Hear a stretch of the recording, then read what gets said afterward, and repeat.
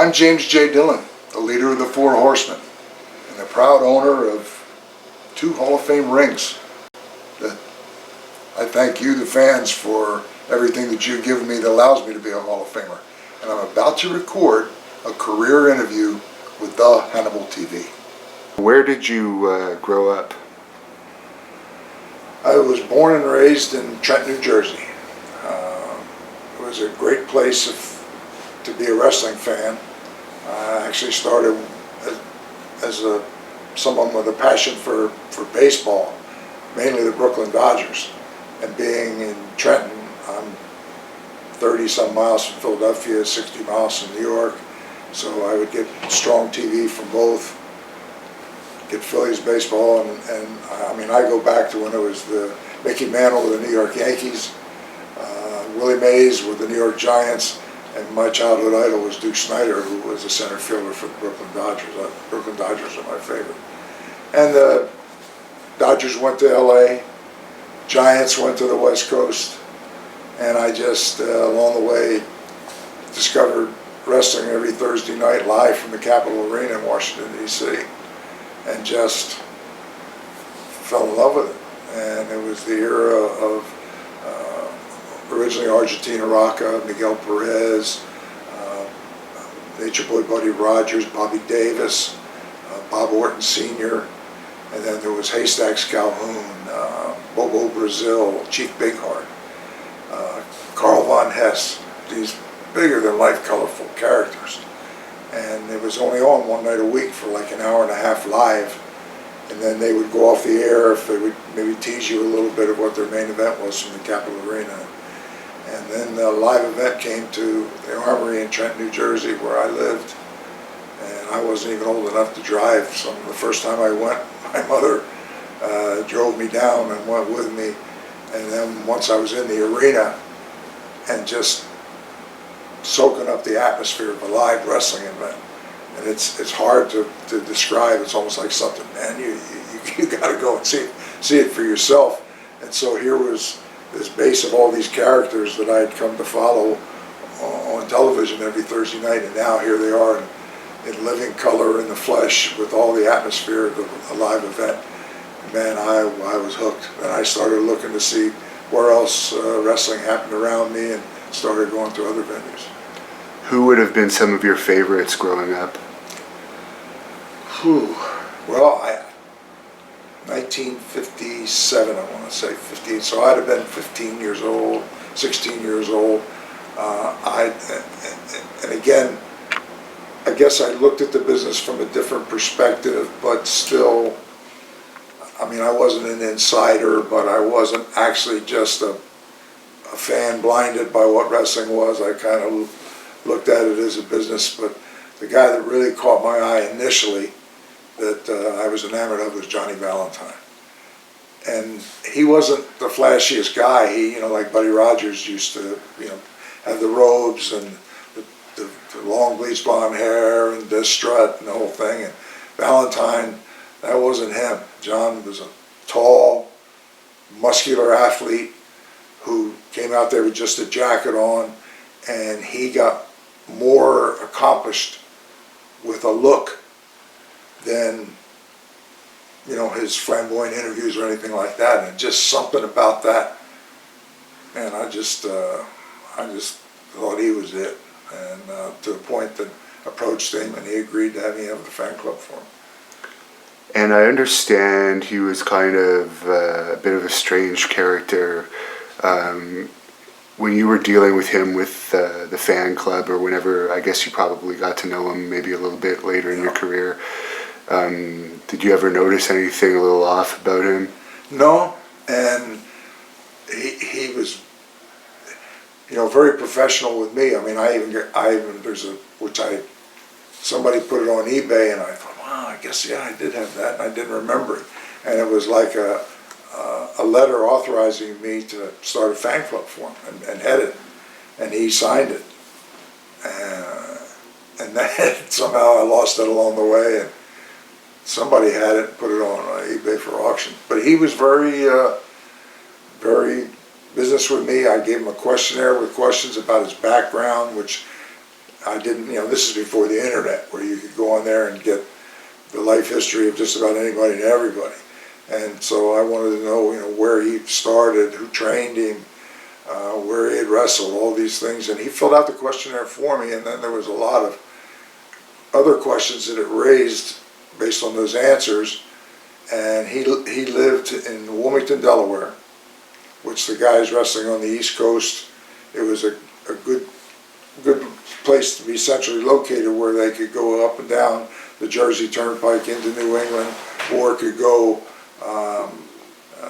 Pennsylvania Turnpike out to Pittsburgh, and they could get down to Washington, D.C.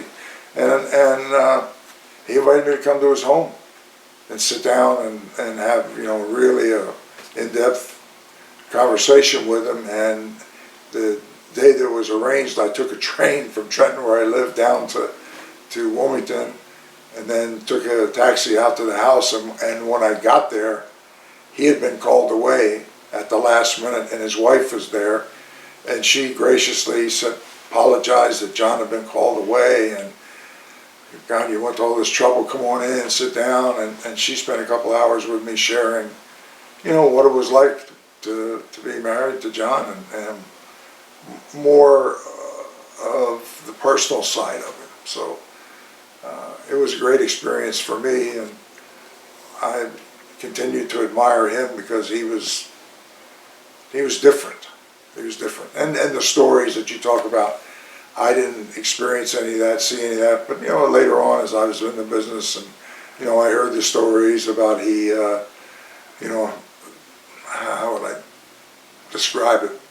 That maybe he had a sick sense of humor, and with some of the things that he did, but I never saw that side of him. And I guess you started in the business as a referee. How did you end up becoming a referee? I went to college in Reading, Pennsylvania, Albright College, and I got my degree in '64.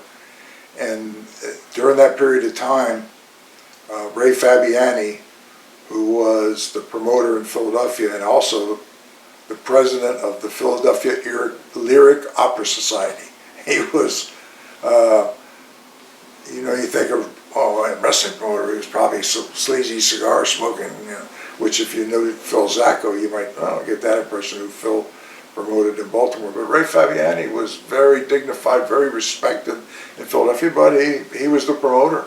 And Vince Sr. used to come down to the matches, and they did a local television show every Wednesday night at the NBC studios on Market Street in Philadelphia, 1-hour TV show. And it aired on Saturday. And there was a guy in Reading who used to be kind of a do-it-all helper, put the ring up, do everything it shows. And so they had a ring at the NBC studios because it was on a busy street, and you had to have access through the front. So they had a ring that was actually a smaller size ring, because where they recorded the show was in like a little basement auditorium. It was like a mini movie theater. And the ring, which probably was a little smaller version of a standard ring, just fit on that stage. And then the audience, there was like a desk for the commentator to call the action live. And then the fans would sit like a theater setting. And the guy that I knew from Reading used to have to go down every Wednesday and get the ring out of storage, put the ring up and tighten the ropes and do everything to do the show. And so I hung around with him, and every Wednesday I was able to ride with him from Reading, where I was living, going to college, down to Philadelphia, and I would help him put the ring up. And then for the TV show, we would each put a white T-shirt on, and he'd get the jackets from Babyface of the Hill, and I'd be in the opposite corner. And so it was a big deal to all my fraternity brothers to, there he is, wow, my 5 seconds of fame on TV, to be there with the T-shirt on the apron, take the robe or whatever it was, and leave. And so that was like every Wednesday that I would go down there. And one week, it started snowing, and we would go down early to put the ring up. from the time that we got there, it was snowing, but it was a parking garage right across the street, and we went into the building, and then it hit hard, heavy snow. And enough of the wrestlers showed to be able to piece together a 60-minute show to be able to air. But the referees in Pennsylvania are assigned by the Pennsylvania State Athletic Commission. They weren't your typical insider wrestling referee, and that was always a problem because a lot of them, it was a political payday because they were connected with somebody. They'd get assigned, and they'd work the big events and get like $100 payoff. Well, one of them would be assigned to TV, and like that day with the snowstorm, I was a fan. I would have been there if I had to walk with snowshoes, because that was like mentality of somebody that's endeared to the wrestling business. So none of the assigned officials, and we didn't even know which one was assigned, showed up to do the show. And enough wrestlers were there to put it together, and I remember saying, well, we need to record the show. We got nothing to put on the air. We don't have a referee. Who can referee? And everybody started looking around, and all the guys knew me and were comfortable being around me. And they all just like looked at me and kind of, there's your referee right there.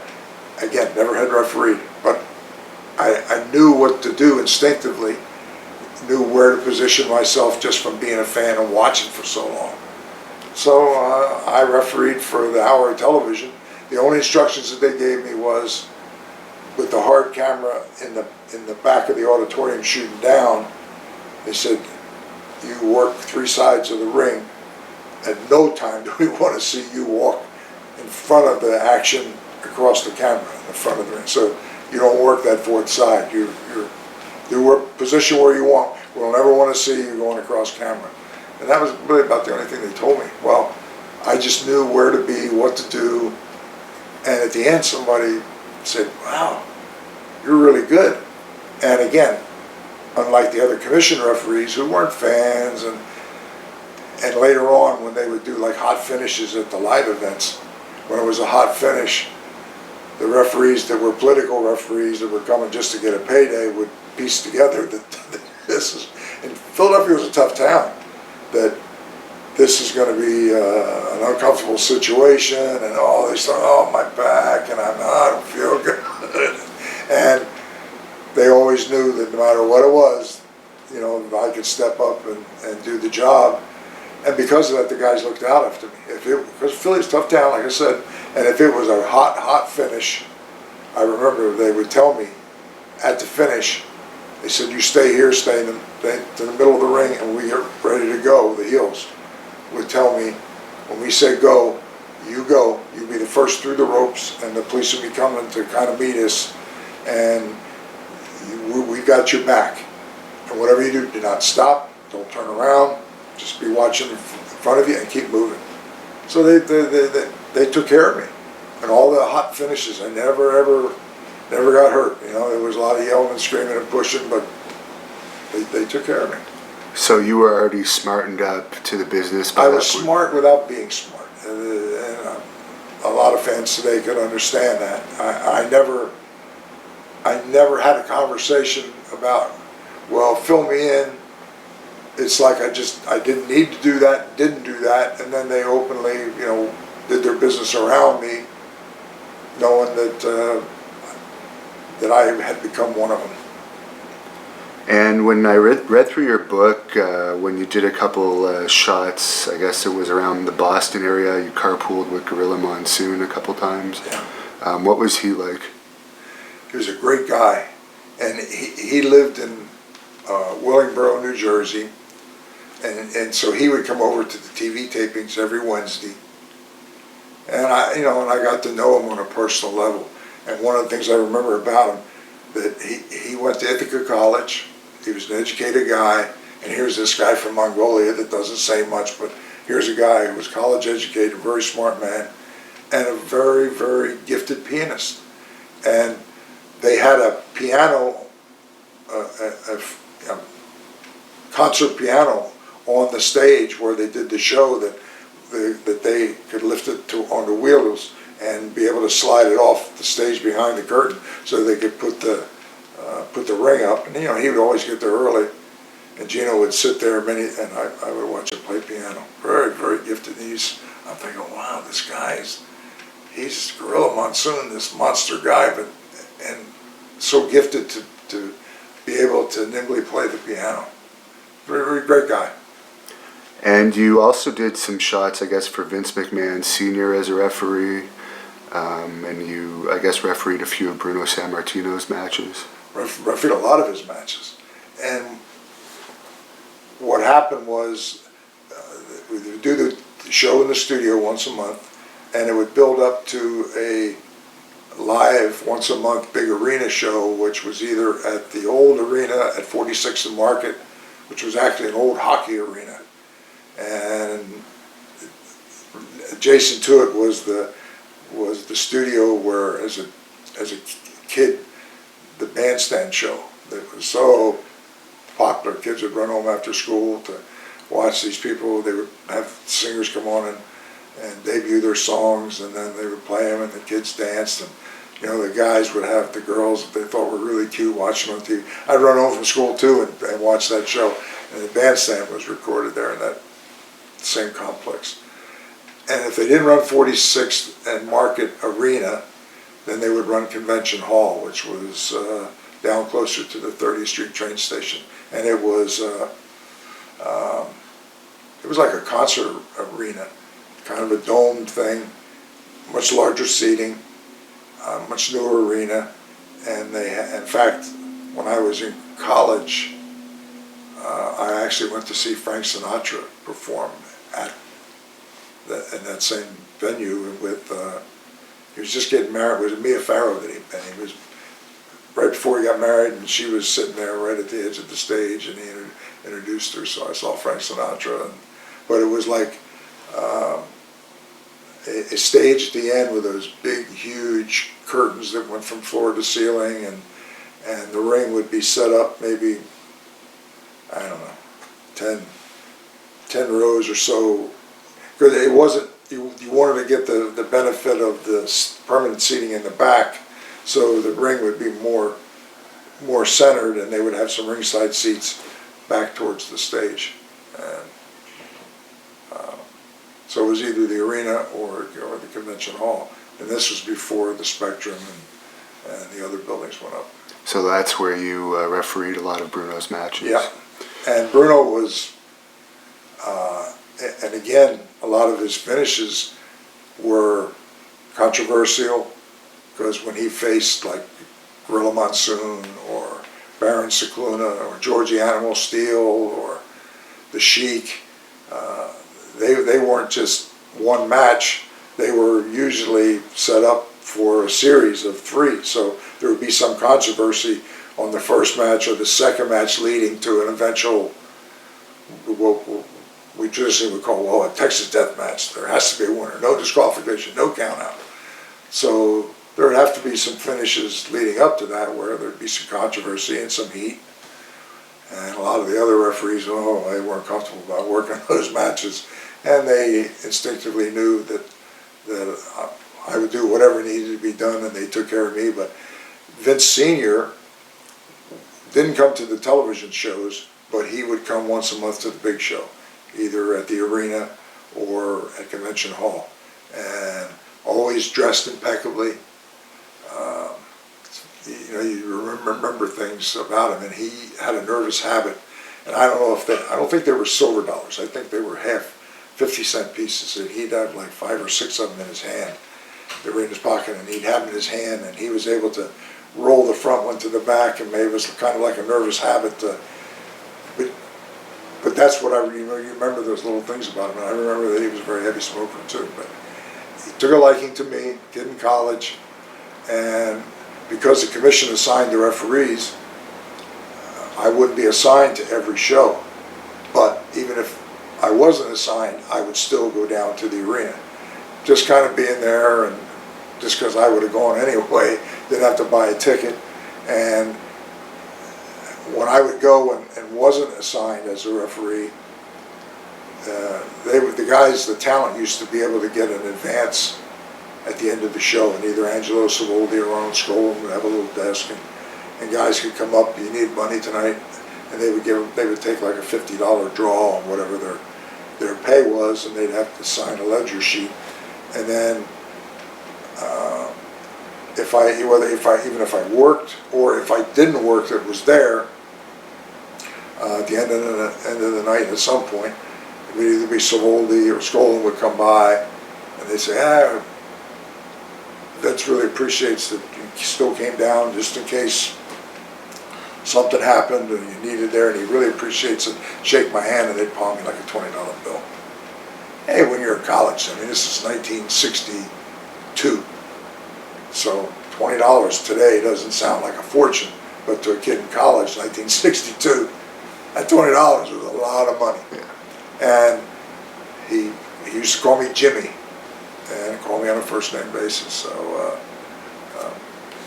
kind of neat. And when I did my autobiography, Wrestlers Are Like Seagulls, and the reasoning for that title is in the book. I don't want to give it away, you have to get the book and read it, but the subline is McMahon to McMahon, and I will tell you that it has to do with the statement that Vince Sr. made to Vince Jr. And it also defines my wrestling career, that I started as a referee in college with Vince Sr., went on and had a career of my own, and at the end, when my active career ended, I was recruited by Vince Jr. to walk off camera and join the company as a creative person, detail person, and so it was the beginning of my executive career. So my career is defined by McMahon to McMahon. And you mentioned that Bruno had some matches with the Sheik. What was the Sheik like to work with? He's such a legend in the business. Oh, there are very few people. Valentine had that ability just with a stare to get a reaction. The Sheik was one guy who, he never talked, always had a manager, whether it was the Farouk or whoever that spoke for him.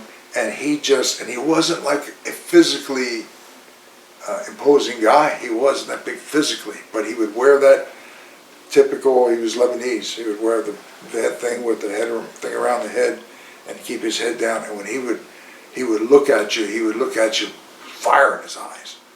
And if somebody can possibly intimidate you with a look, he had that intensity about him that, you know, even if you weren't standing and having a conversation and he walked into a room and he turned, and if he singled you out, you know, and looked at you and stared, he'd make you want to take a couple steps back or leave the room. He just had, in the wrestling business, we refer to it as it. What is it? I can't tell you what it is. Probably the closest thing would be, I can't think of it. It's just it. Something that person has that everybody else doesn't have. And that's what sets him apart from every. Charisma, I guess, would be the closest word that I could think of. And he definitely had it. But it was the era from '62, which was the beginning of Bruno Sammartino's title reign. And I refereed through college and then continued to referee for a total of about eight years. And as I said, it was in Pennsylvania a commission assigned thing, but most of the matches with Bruno, you know, were bring it back a second time, so they'd have to do some kind of a hot finish. And the other referees, they like to get that $100 payoff, but they didn't. They were scared because Philly was a bad town, and so I kind of endeared myself, and it was a beginning of a genuine friendship with Bruno Sammartino that started in '62. So you can add it up. We're talking close to 50 years that we've been friends, personal friends. And there was a couple things along the way that Bruno did for me. And like you say, I was then, Willie Gilzenberg promoted in New Jersey, so he came over one of the times to the big show in Philly. And I refereed, and Willie Gilzenberg and Vince Sr. were talking, and Gilzenberg says to Sr., "Who's the kid? He's really good." He said, "Well, he goes to college here, and he started refereeing here, and yeah, he's really good." And he said, "He's from New Jersey. He's a Jersey guy. You should talk to him about getting him on the commission over there and use him in Jersey." So that's what happened. Willie said, "Well, I understand you're from Jersey." Met up with him, and he got me on the commission, and so I started working at Vince in Jersey. And then because of that relationship with Vince, every now and then I would go to Boston, or I even worked a couple times and it was more the fan in me that wanted to go to that Capitol Arena, which was, as I found out when I was there, was a dump. It was a dump, and in a really, really bad part of Washington, D.C. And that's where they recorded the TV at the Capitol Arena. And I said to Vince one time, "If I came down to Washington, could I work that TV?" "Well, absolutely, Jimmy. You come down, just tell me when you're coming down." And a couple times that I went down there, and they had their office at I want to say it was at the Franklin Park Hotel. And I would go to the office, knock on the door, and they would recognize me, come in, and Vince would have that big mahogany desk, and most of the guys got paid on Thursday when they would be there for TV. And Vince welcomed me and sit down, and it wasn't like, they didn't want to do any business with me around. I kind of accepted it as one of them. So Vince Sr. was very, very kind to me. And then springing further, I don't know, you may have this in your questions, but having gone to Madison Square Garden, I had a dream. Well, first, maybe I could someday become a professional wrestler, and not only become a professional wrestler, but possibly actually myself wrestle in the Mecca, Madison Square Garden. And then I started my career mostly in the South. But that was always there in the back of my mind, and I worked in the office for a while in Tampa with Eddie Graham, who was my mentor and somebody that I just learned so much from him and had such respect for him and his knowledge of the psychology of our business. And he came in the office one day, and I had a little small office, sat down in the chair in front of me, and I used to treasure those moments when he would come in, and it wasn't a conversation as much as I'd let him say whatever he wanted to talk about, and I would just sit there just all ears and all eyes. And I remember saying, "Oh, it just seems like yesterday. I was a kid in New Jersey, went to the Garden, saw Dr. Jerry and you, and I used to dream, oh, maybe one day I could become a wrestler, and hey, maybe even I can wrestle in the Garden." So he said, "That would have really meant something to you, wouldn't it?" I said, "Yeah, but at that point I was more of a manager, wrestling some in special situations, but thought of more as a manager." And Eddie didn't say anything. He got up and left. And a day or two went by. He comes in my office one day, and he said, I remember it was like 1983, October 23rd. I may be off on the date, but I think that's probably it. October 23rd, 1983. He said, October 23rd, you're going to have a plane ticket to fly Tampa to New York. You're going to wrestle in Madison Square Garden, and then you're going to come back. And I lost for words. He said, I called Vince, and Vince had a winter home in Fort Lauderdale. And he, at that point, was pretty sick from lung cancer. So he called Vince and said, I had a conversation with him at the Garden, and Vince said, I'd love to make that happen. He said he'll be on the next show. Get him a ticket, we'll fly him up. And then he came back in and he said, Vince knew you, remembered you, and happy to do it for you. I said, well, can I call Vince? Which I did, and I thanked him, and he,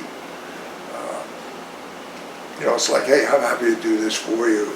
As long as I've known you, to make a dream come true for you, it's happy to do it. And then when I went up there, Vince's health was such that he didn't come to the Garden anymore. And it was right as Vince Jr. was kind of stepping into that role So he was there that night, and Jim Barnett was there that night, and I wrestled Tito Santana. Actually, Tito was originally scheduled to wrestle the Intercontinental title match with one of the Samoans. That's what was on the actual card insert. Down at the bottom was plus other matches with Rene Goulet, J.J. Dillon, and one of the girls or something. And then so, because they recorded for the Garden Network at that time, and I was just there, even though I wasn't known, I was somebody that Tito could have a title match with and get a clean win. And I was concerned because I wasn't wrestling full time about, I'm going to finally live my dream. And my worst fear was I wasn't in, when you get in a shape when you're wrestling every day, I wasn't in that kind of shape, worried about my timing and everything, and not wanting to embarrass myself after all of this had happened. And as I watched the match, it was a respectable match. Tito won right in the middle, and they recorded it, so I have a copy of it on the Garden Network at that time. And Gorilla Monsoon and Pat Patterson were doing the commentary at ringside. And for their audience, they had no idea who this guy was, wrestling Tito Santana. So they didn't talk much about me or my career. They were talking about anything and everything else under the sun. But I got to live my dream. That was the big thing.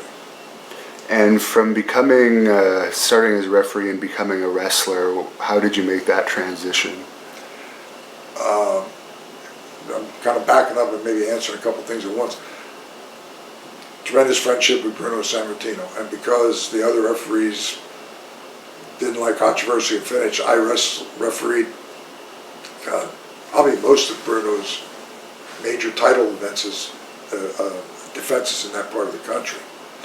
And they knew they could do whatever they wanted to do, and they never had to worry about me being in the wrong place, and never had to worry about me not having the heat go on me when it was designed to go on whoever Bruno's opponent was. And then they would protect me getting out of the ring, because even if it's a good finish, still some fans are mad because Bruno didn't win. And I developed a friendship with Bruno that later on, the Sheik came in for a series of matches, and just in the dressing room talking about it, I told Sheik, actually, I said I really wanted to be a wrestler someday, and maybe this is as far as my dreams are going to carry me. And Sheik says, hey man, I promote Michigan, Ohio. Get your tights, come on out, I'll put you in the ring, see what you can do. And I just, shocked, didn't expect that conversation, just making casual conversation. So my parents lived in Detroit, and I was going to go out and see them, and it was like a 4-day weekend, so a couple weeks in advance, I called the Sheik. And, a lot of people knock the Sheik, I didn't pay that well, and this and whatever. Just like I never met Nick Goulas, a lot of guys knocked Nick Goulas for whatever. And I learned very early on to never judge anybody, promoter, other wrestler, whatever, except based on my personal experience. And so the Sheik was good to his word when I called, and he said, when's the weekend? I said, okay. Now I worked TV. The Friday they did TV in Dayton, Ohio. I worked a TV match. I didn't have anything Saturday, and Sunday they did TV in Walled Lake, Michigan, where they would do like 3 weeks of TV. And then somebody on Friday said, well, we got to go to Pittsburgh tomorrow to work TV, and they're short somebody. What are you doing? I said, I'm not doing anything. Well, will you go? Want to go? Yeah, I'll go. So the next day I rode with them over to Pittsburgh to do TV. And my first match in Dayton was a tag match with the Hells Angels. And then when I got to Pittsburgh, the match they put me in was a single match with Killer Kowalski. So I have if I was scripting my life to say my first professional single match was against Killer Kowalski, TV.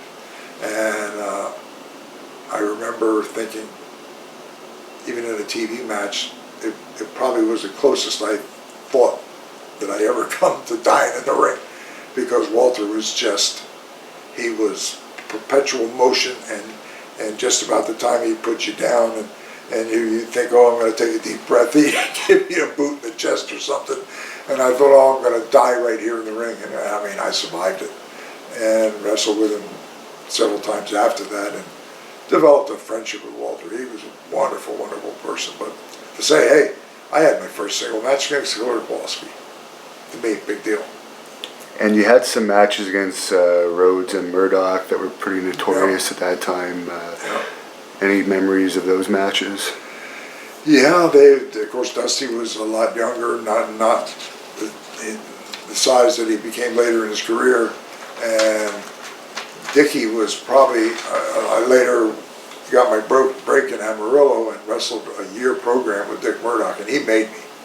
I was maybe 6'1", 6'1.5", maybe 225. Murdoch was a couple inches taller than me, about 265, a little tummy on him, but he could do anything in the ring. And in Amarillo, he was a baby face because he was like, drove a pickup truck, baseball cap, spit tobacco juice. He was like a redneck cowboy along with the rest of them. And I came in there, the refined city boy that kind of looked down on the rest of these people. And so Dickie was the champion of the people, and I was the big time jerk, loudmouth that needed to get his butt kicked every week and be put in his place. And so that was really the essence of, the rest was carried in interviews that went on for a year. But Dickie, he made me. And I remember I was telling somebody over cocktails about Dick Murdoch in Amarillo. And Amarillo, I loved Amarillo, working for the Funks. I got to go to Japan as a result of it. But it's like Murdoch was so much bigger than me, and he would sell for me, and I never went to the local bars. I knew enough to not go into the bars and get ever into a compromised situation.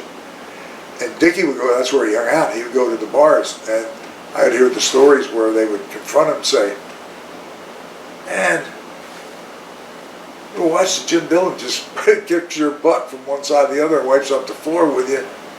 I look at him, I think I could beat him. And of course Dickie would say, oh, so you think he wipes up the floor with me and he's not all that tough? Well, yeah, boom, he knocked those cowboys out in the bars. Because Dickie was tough. Yeah. And so by osmosis, he enhanced my reputation, because when I wouldn't go to the bars, but Dickie would, and then they would say, geez, he doesn't look all that tough to me, I think I can beat him. I can't believe he's kicking your butt. And then Dickie would knock out all the rednecks, and as much as say, well, God, Dickie, they all knew Dickie was tough, I had that reputation, and if I was getting the best of him, maybe I was tougher than I looked. And there's been rumors in recent years that Murdoch, I guess, had a racist side to him. Did you ever notice anything like that? Or no, flat out no. I'm not even qualifying it. But you know, when I started in 1971, I started in Charlotte, North Carolina, and it wasn't long after desegregation. And they used to have a section where the African Americans, that's the only place they could sit. And there were still the odd places where you would see the water fountain or the restroom, whites only. I mean, they were disappearing slowly, but there was still, every now and then you'd see one. And even though African American fans then had the freedom to sit where they wanted, by and large, most of them sat in that same section by choice, because that's where they had sat for so many years and where they were most comfortable. And then you would see other black faces in the crowd. And I'm from New Jersey, where to me it was in Trenton High School, where I went to, probably 30% of my student body was black. So I had spent junior high school in the Northeast, where I didn't see that prejudice, but I mean, you would see odd things where it existed. And when I started my career in the South, it was embedded a lot longer in the South, and change came a lot slower. And you mentioned in your book that the South was behind in the times a little bit, as in TV, there was nothing on past 11 at night and so forth. That's true. So I guess in general they were just behind a little bit in numerous ways. Yeah, I went to Charlotte and started, and had never been south of Richmond, Virginia in my life as a kid, even like going on vacation with my parents. Never been south of Richmond.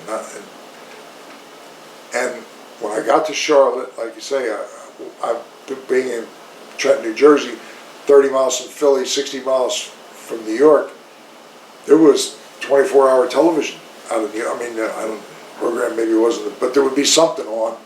And I get to Charlotte at 11 o'clock at night, they would play the national anthem, and that screen pattern would come up with the Native American face with a pattern all around it, and then the music would stop, and that's what you look at till the program started the next morning. And when you would go to a bar, they didn't have liquor by the drink. They would have brown bagging. Whatever your choice of liquor was, you would buy it in a liquor store, carry it in a brown paper bag, and then they would serve you a glass with ice and whatever your mixer was. And of course, rapid change in the Carolinas, because this was 1971, and of course Charlotte became a huge mecca for conventions, and so obviously the laws changed and liquor by the drink and all that, but when I first went there it wasn't that way. As far as going to Charlotte, what were your initial thoughts of Ole and Gene Anderson when you got there? Well, my first match in Park Center on that Monday was against Gene Anderson. And I remember we were the first match on the card, and I was from the land of the Giants. And this is before cable television, before the internet.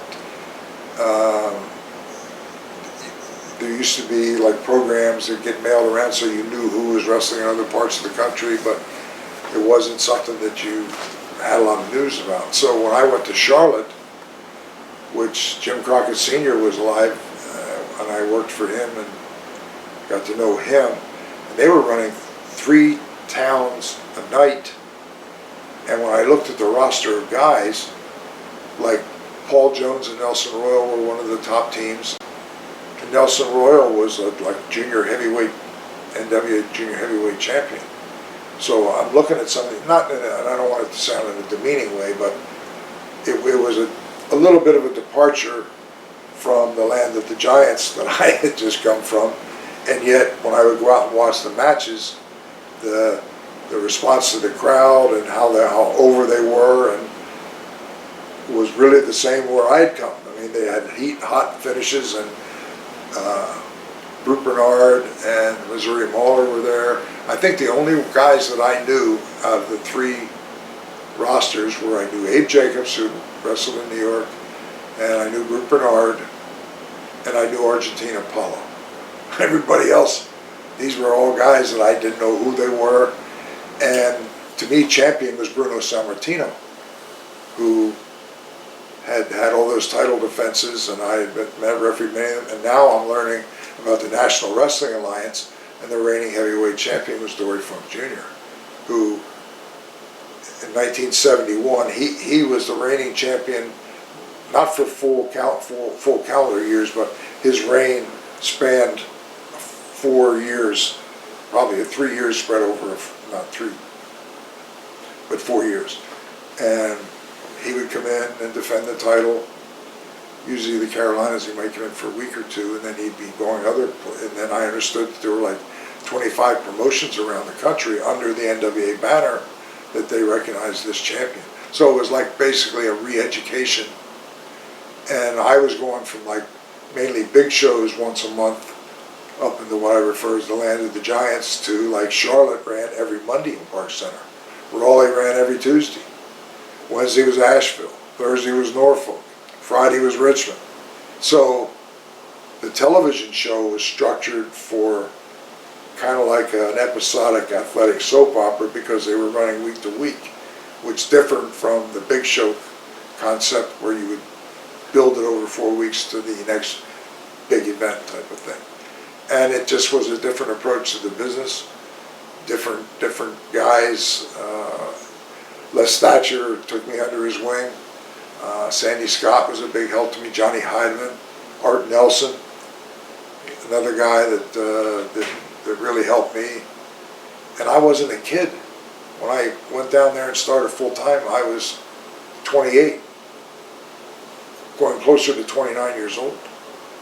And so the fact that I think I was a little bit older, I was maybe a little bit more mature than, say, an 18-year-old kid that's just breaking into the business and, you know, excited about all the girls, you know, running around screaming and wanting autographs.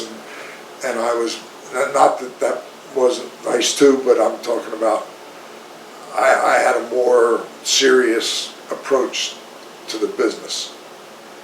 And that's why I think all these old, I call them old timers, wanted to help me, because I was respectful of the business, respectful of them.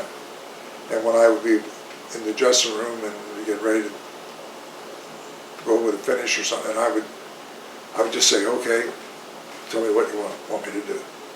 And a lot of younger guys like walked in there like thinking, well, I've got this all figured out, and I thought we could do this. And a lot of the old timers, you know, might have felt disrespected by somebody with that attitude. They didn't see that in me. I was just the opposite. Tell me what you want me to do. So they really, really helped me right from the get-go. And I was there over 2 years and moved up from being an underneath guy, teamed with Les Thatcher. Then they teamed me with one of the Kentuckians, Big Boy Smith, the big guy, small guy concept, where I did the selling and the old Kentuckian got the hot tag, and worked some main events in small towns. And then eventually Johnny Weaver took a liking to me, actually sent me down. He said, you know, you need to get out, let the rest of the world know who you are. So he said, I want to book you down in Florida for 3 days. And he said, go down there and enjoy yourself, and just so they see who you are and get a chance to observe your talent. So Johnny was a huge, huge help to me. And then there was one thing where Dory Funk came in to defend the title, and Johnny was the top babyface. And so he wrestled Funk most of the times coming through. Or if it was a big show, they might bring Briscoe up and have the Briscoe Funk thing, if it was like Greensboro or something, or Charlotte for Christmas or New Year's or Thanksgiving for big show.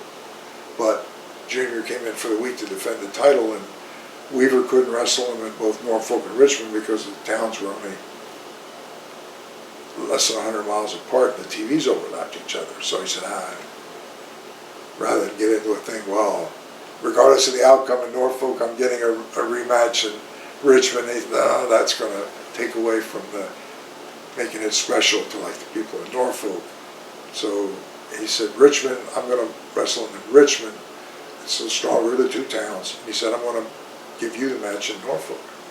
A year and a half in the business, I'm wrestling Dory Funk for the NWA World title.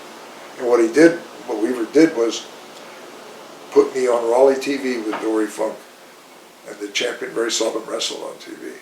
And they thought it's good to have like a 10-minute match with a world champion, non-title, on TV.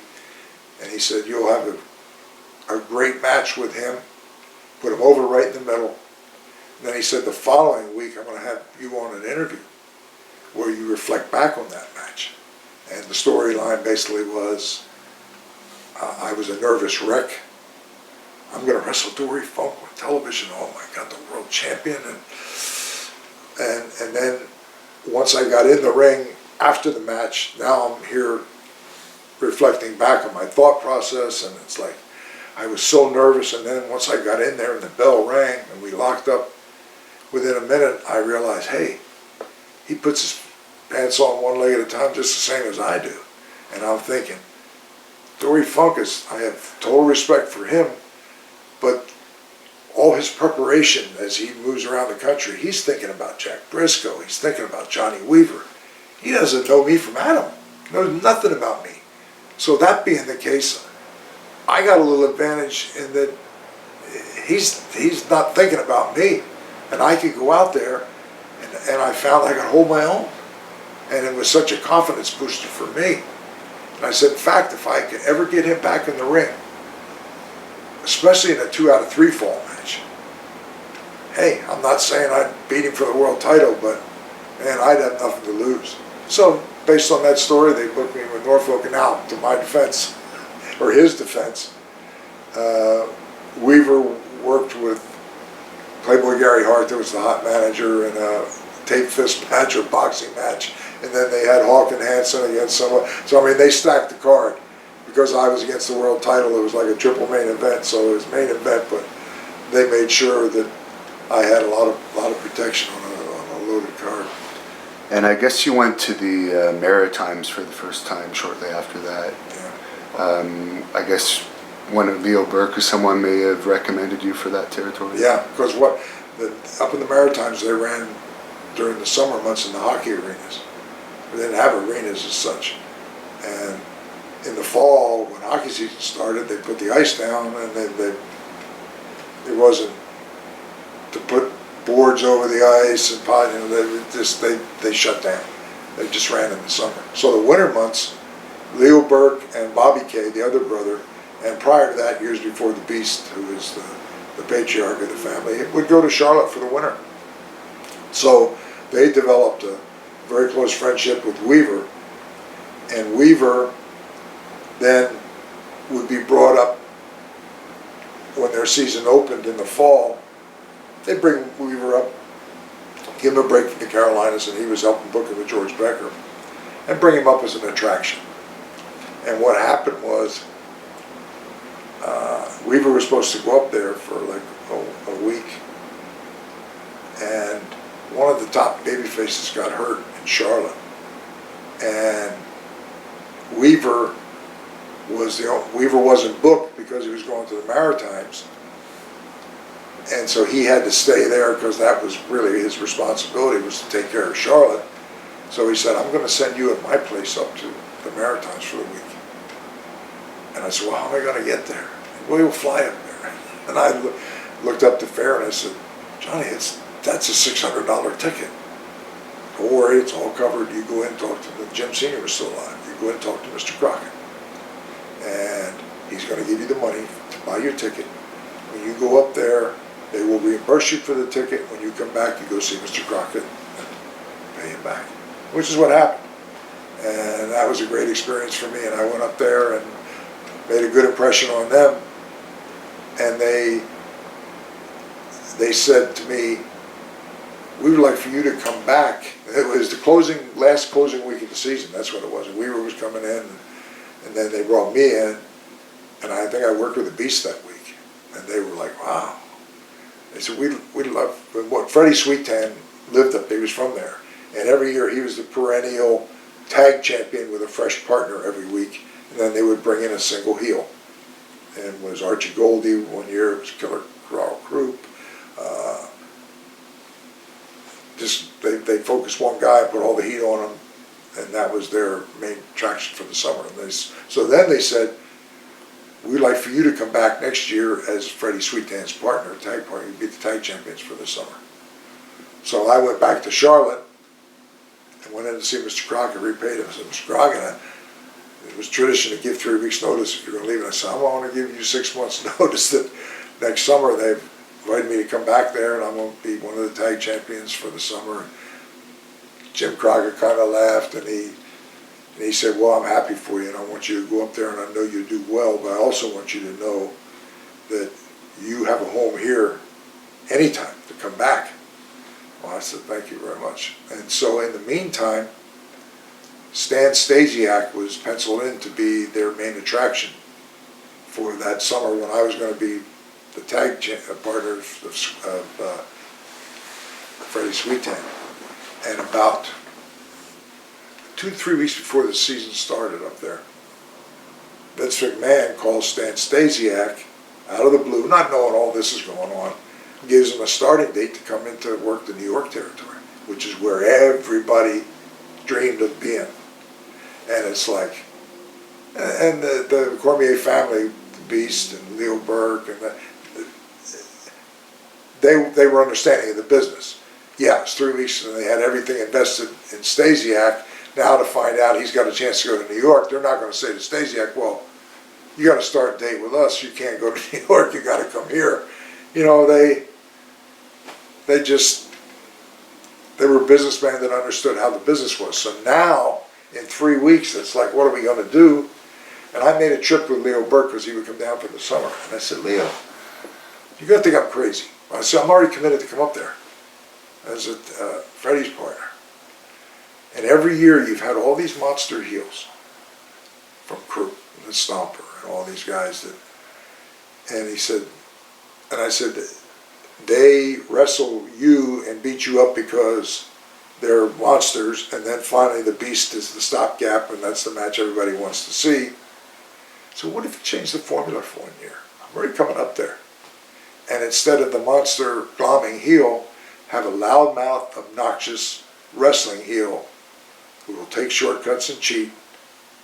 And I guess, I had to talk to Rudy, because Rudy was retired and he was running everything up there. And so Leo and I started everything. He said, I talked to Rudy, and Rudy said, I was thinking about it. He didn't sound too excited about the idea. And then the next day I saw him, he said, the more Rudy thought about it, the more he loves the idea. But again, because they'd had all these big guys, he's just concerned. He says, he asked me if you would, they'll give you the chance. He said, but they just want you to drink a 6-pack every night, you know, and see if you can't put on a few pounds. And so that's how I got my break. And as often happens in this business, is just be in the right place at the right time when an opportunity presents itself.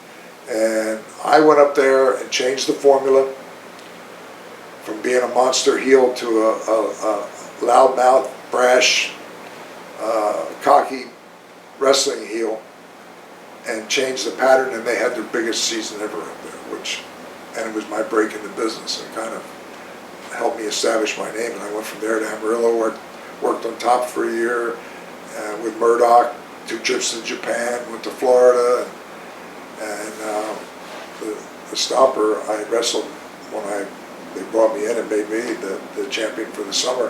The Stomper came back in, worked a 3-week program with him. So when I got to Amarillo for a year, then got to Florida. When I got to Florida, Archie was there, wrestling in Florida. And now we're both heels, so I tagged with him a few times, and then he left with Bearcat Wright to go to Tennessee. And Archie was temperamental, sometimes his own worst enemy. He had moods, and some people thought he wasn't the easiest guy to get along with. My temperament and personality is such, I get along with anybody.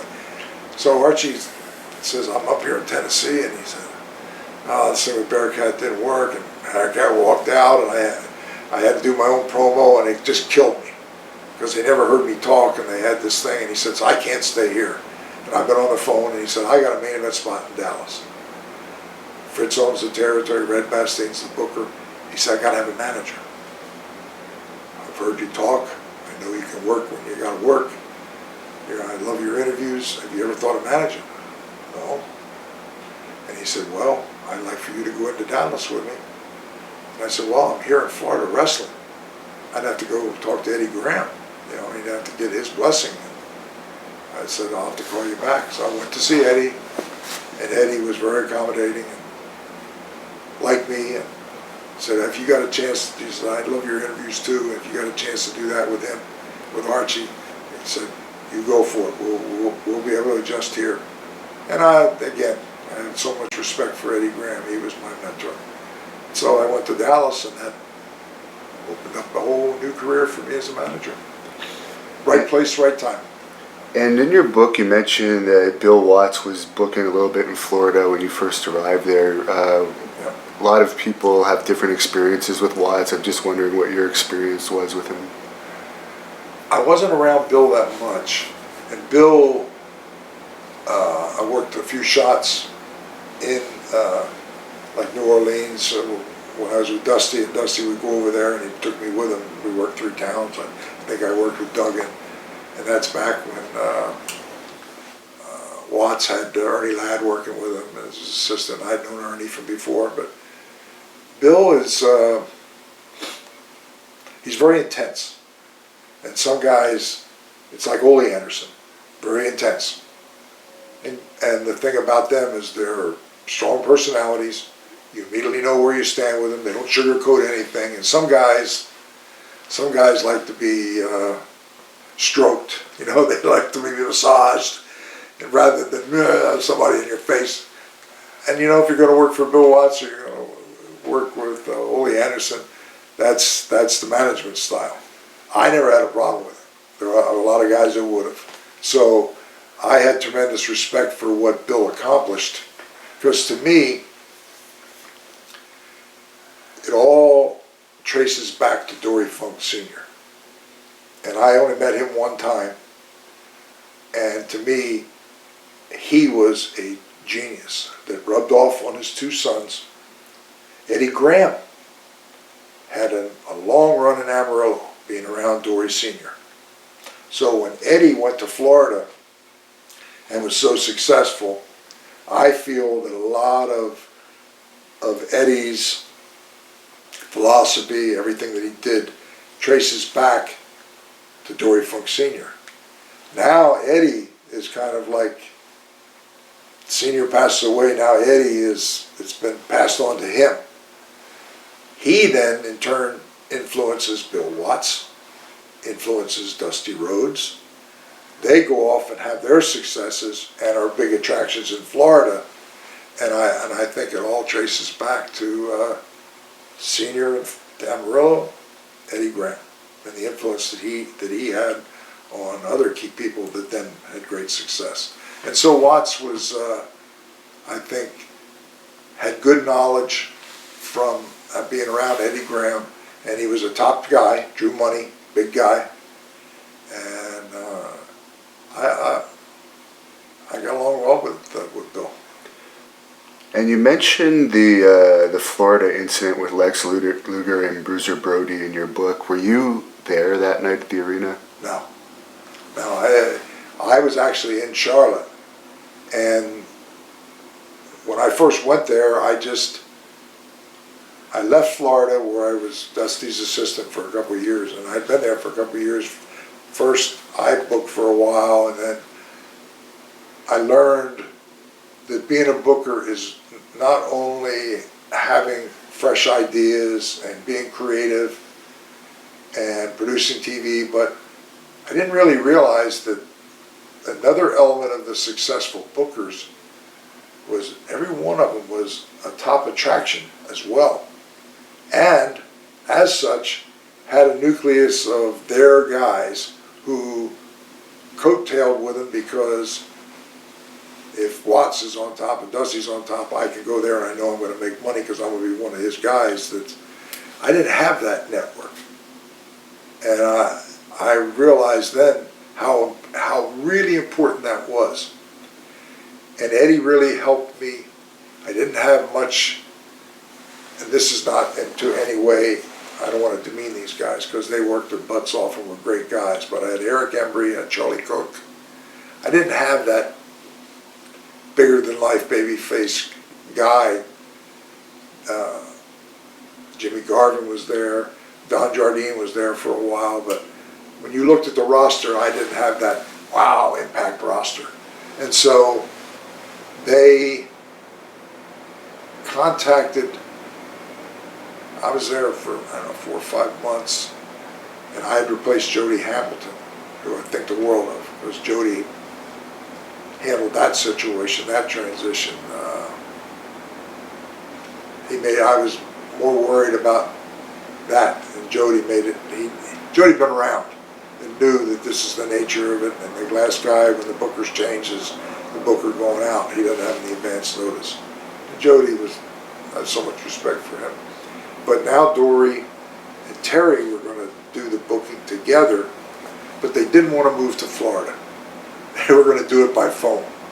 So I had just come from Amarillo for a year, worked on top, learned a lot about the creative side from being a part of that. When they would meet each week, I'm over at the uncle's house, I would sit in on all those things. So they agreed with Eddie that they would take over the booking with the understanding that I stayed and was part of it. They would come in and I would be like the assistant booker. A little bit of cutting money, but okay. Eddie went for that, and then after a while, oh boy, you know, Terry would come over for a couple of weeks and go home, and it was hard to do the booking of a territory by phone from somewhere else.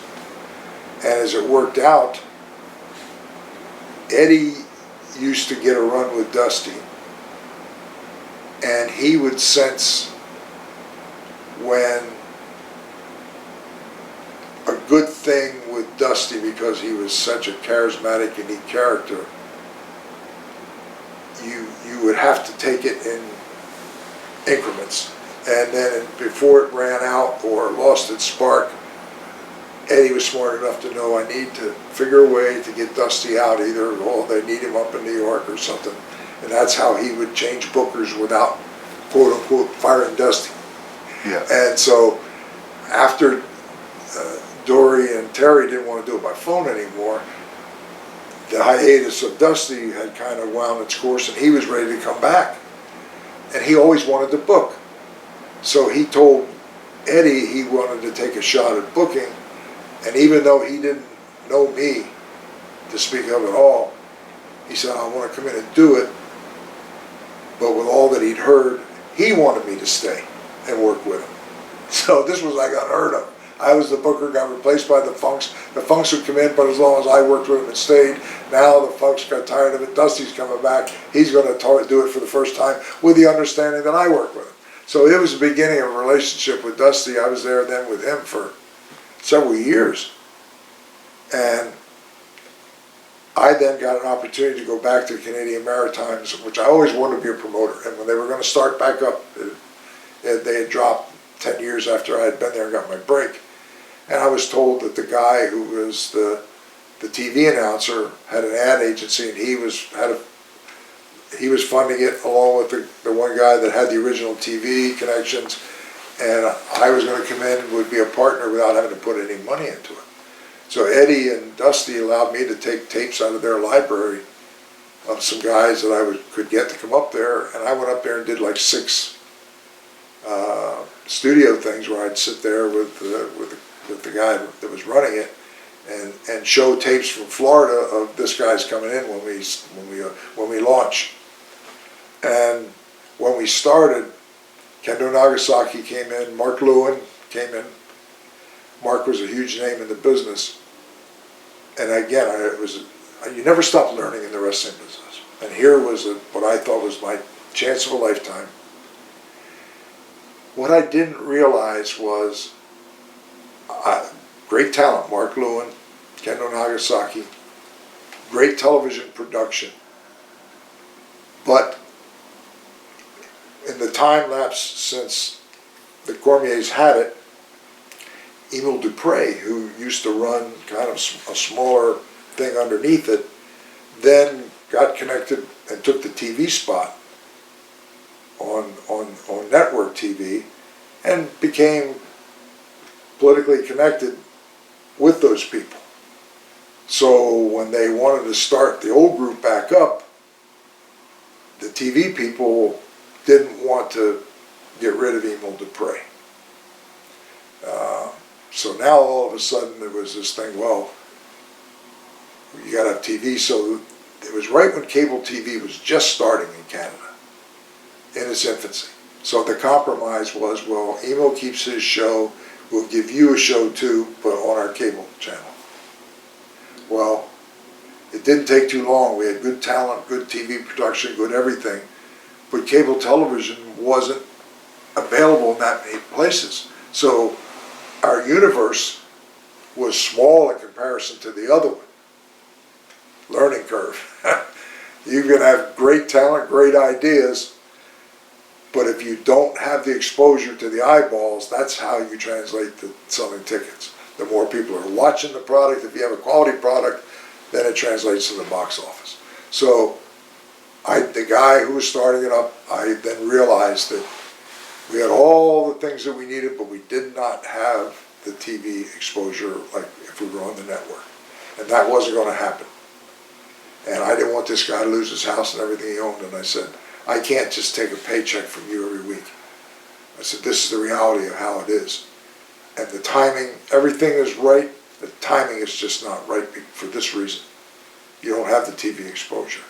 And I said, I'm not bailing on you other than I don't want you to lose everything to try and hold on to this thing, knowing I'm getting a paycheck every week. I can't do that. So now I call Dusty 3-4 months later and I said, Dusty, I got to leave Canada. It didn't work out, and you're the first part. And he said, stop right there. He said, pack your things and head to Charlotte. I said, Charlotte? He said, yep, I just cut a deal. I'm going in and taking over and running things for Jimmy Crockett. You're back with me. We're together. Just go to. I said, do I need to call Jimmy Crockett? Nope. You show up, and I'll get your deal straightened out when you get there. And that's how we started. And started with Ron Bass and Black Bart and Buddy Landell, and then the thing with Tully and Baby Doll, and then all of a sudden it was the beginning of the Horsemen era. Again, right place, right time. And I had an incredible run there with Dusty. Before you get into the Horsemen, could you tell that story from, I believe it was Florida, with Terry Funk and Rick Martel? I have mixed emotions about telling it because I started telling the story one time. Rick was there, and I got the impression as the story was being told that for Rick, who had gone from becoming a young guy in the business to a legitimate star, he was the AWA World Heavyweight Champion. And this was early in his career, and so I'm going to tell you the story, but I want to cover it by saying that it was young in Rick Martel's career, and we can laugh about it, and it would be embarrassing to him, but he is a great guy, extremely successful, saved his money, carved his niche. Gagne made him the world champion up there, and it's just a funny story. We were working the Florida territory, and we were going to Melbourne. And you go over Melbourne over to where I think the turnpike exit is in Ocala, and then you continue on a 2-lane road through the swamps over till you get to the coast to Melbourne. So Roger Kirby and I were tag partners. We're riding, and Terry Funk is driving and has Rick Martel with him. So there's no cars on that 2-lane road. This is in the middle of the day. And all of a sudden I look in the mirror and I said, man, somebody's coming up behind us and they're flying. And as the car goes, shoo, goes past, Kirby says, oh, he had that slow drawl. He said, that's that crazy Terry Funk. And had Rick Martel with him. So we don't go a whole lot past that, and all of a sudden we see a car in the middle of the road stopped on the highway. Right in the middle of the highway, in the middle of the stripe where you can't, difficult to get, you could get around, but difficult to get around. You don't want to run into him. So as I slow down and realize that it's Terry Funk. So we stop a couple car lengths behind him, not knowing what's going on. And once we came to a stop, all of a sudden the passenger door opens. Rick Martel gets out of the passenger side, buck naked, and he's doing a dance around the back of the car for our entertainment along the driver's side. Before he gets to the front of the car, Terry Funk floors it. Zoom, it takes off, and all of a sudden Rick Martel realizes that, hey, the car I was in with my clothes just took off. Now he turns, and there's nobody else out there in this desolate highway but Roger and I. So we ease up, and we thought, we got to take off down the road too and leave him here at least for a minute or two.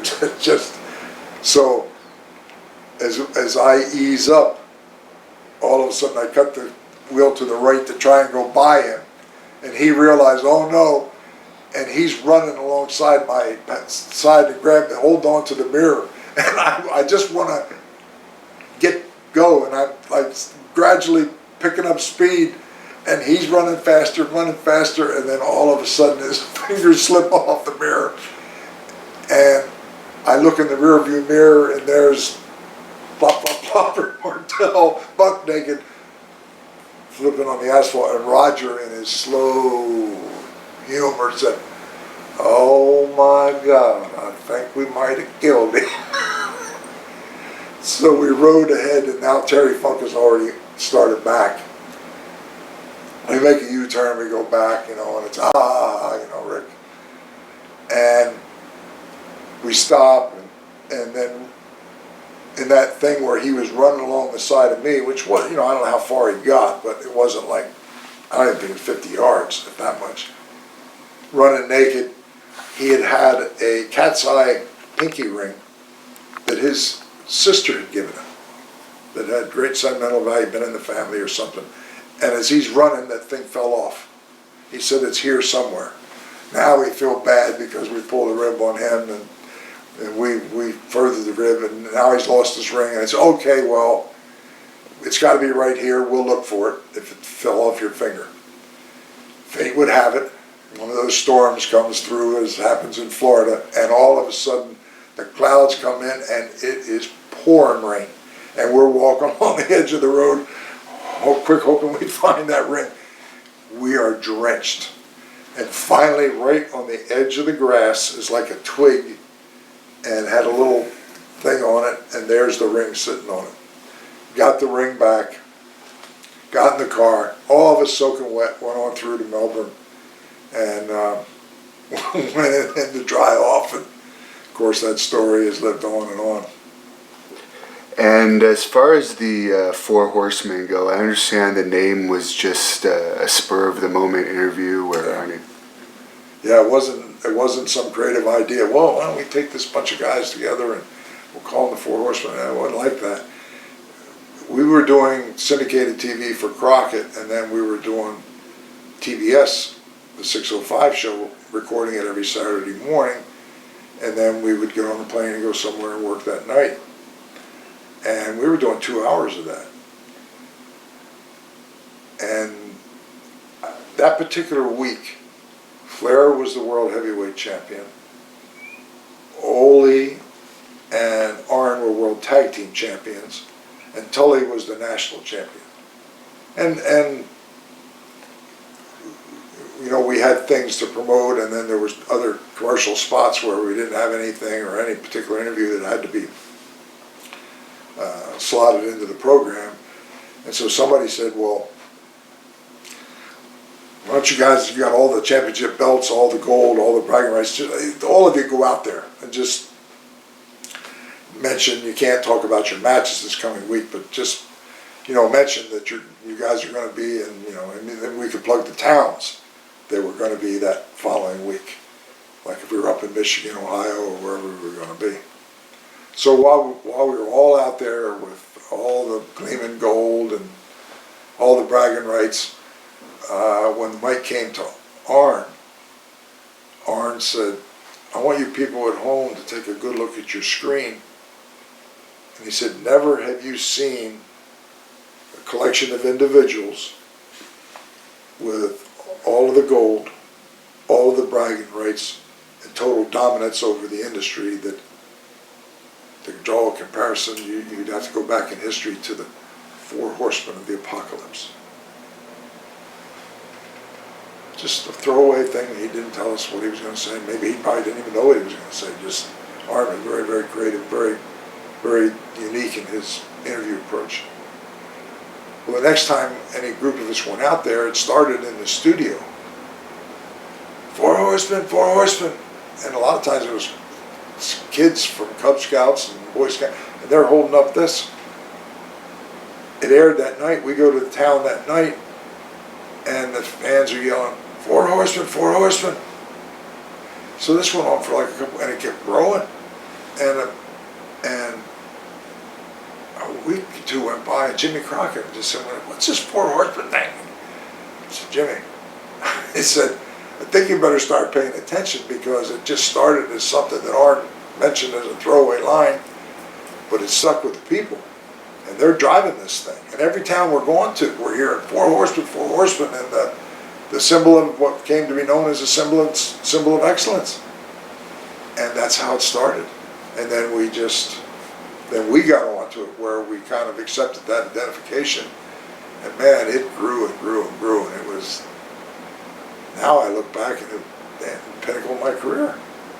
So was the plan all along you guys were going to be a group, and then when the fans just jumped on the Four Horsemen, that was the name, or did it kind of happen that you guys became a group due to the fans? Yeah, we then accepted the identity, and the thing is, there were very few matches where all four of us were out there in one match, because Rick would defend the world title as a single. Ole and Arn would often defend their titles in a tag title match, and then Tully, and he was actually initially the only one that I managed, he was a national champion. So even when each of us went out, the people would yell, Four Horsemen, Four Horsemen. So it kind of became, I don't know, they struggle a lot of times to say, well, I know what you were. You're not really a stable, and you weren't really a tag team, even though on rare occasions you would team together. But you were, the word that seems most common that I hear is faction. You were a faction, your group, and become what many say is the best known faction in the history of the business. And you guys were all close friends outside of the ring? Yeah, and I think that had a lot to do with it too, because a lot of times there's even tag teams. Two guys or could be tag, even sometimes brothers, who can't stand each other. With the four of us, when we were out on the road, we would travel together just because we enjoyed each other's company and being around each other. And Flair was fun to be around, to start with.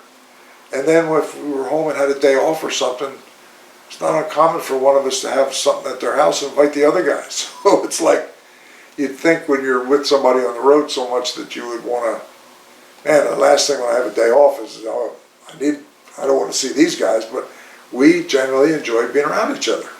How long had you known Flair for by that point? This would have been probably 85, and I think I met Flair when I was in Amarillo about 10 years before that.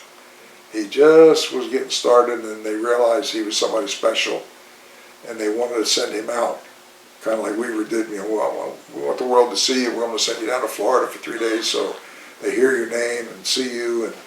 And so Flair came to Amarillo for a week. And I'd heard of Ric Flair, and that George Scott was doing big things to revive the Carolinas, and that Flair was somebody really special.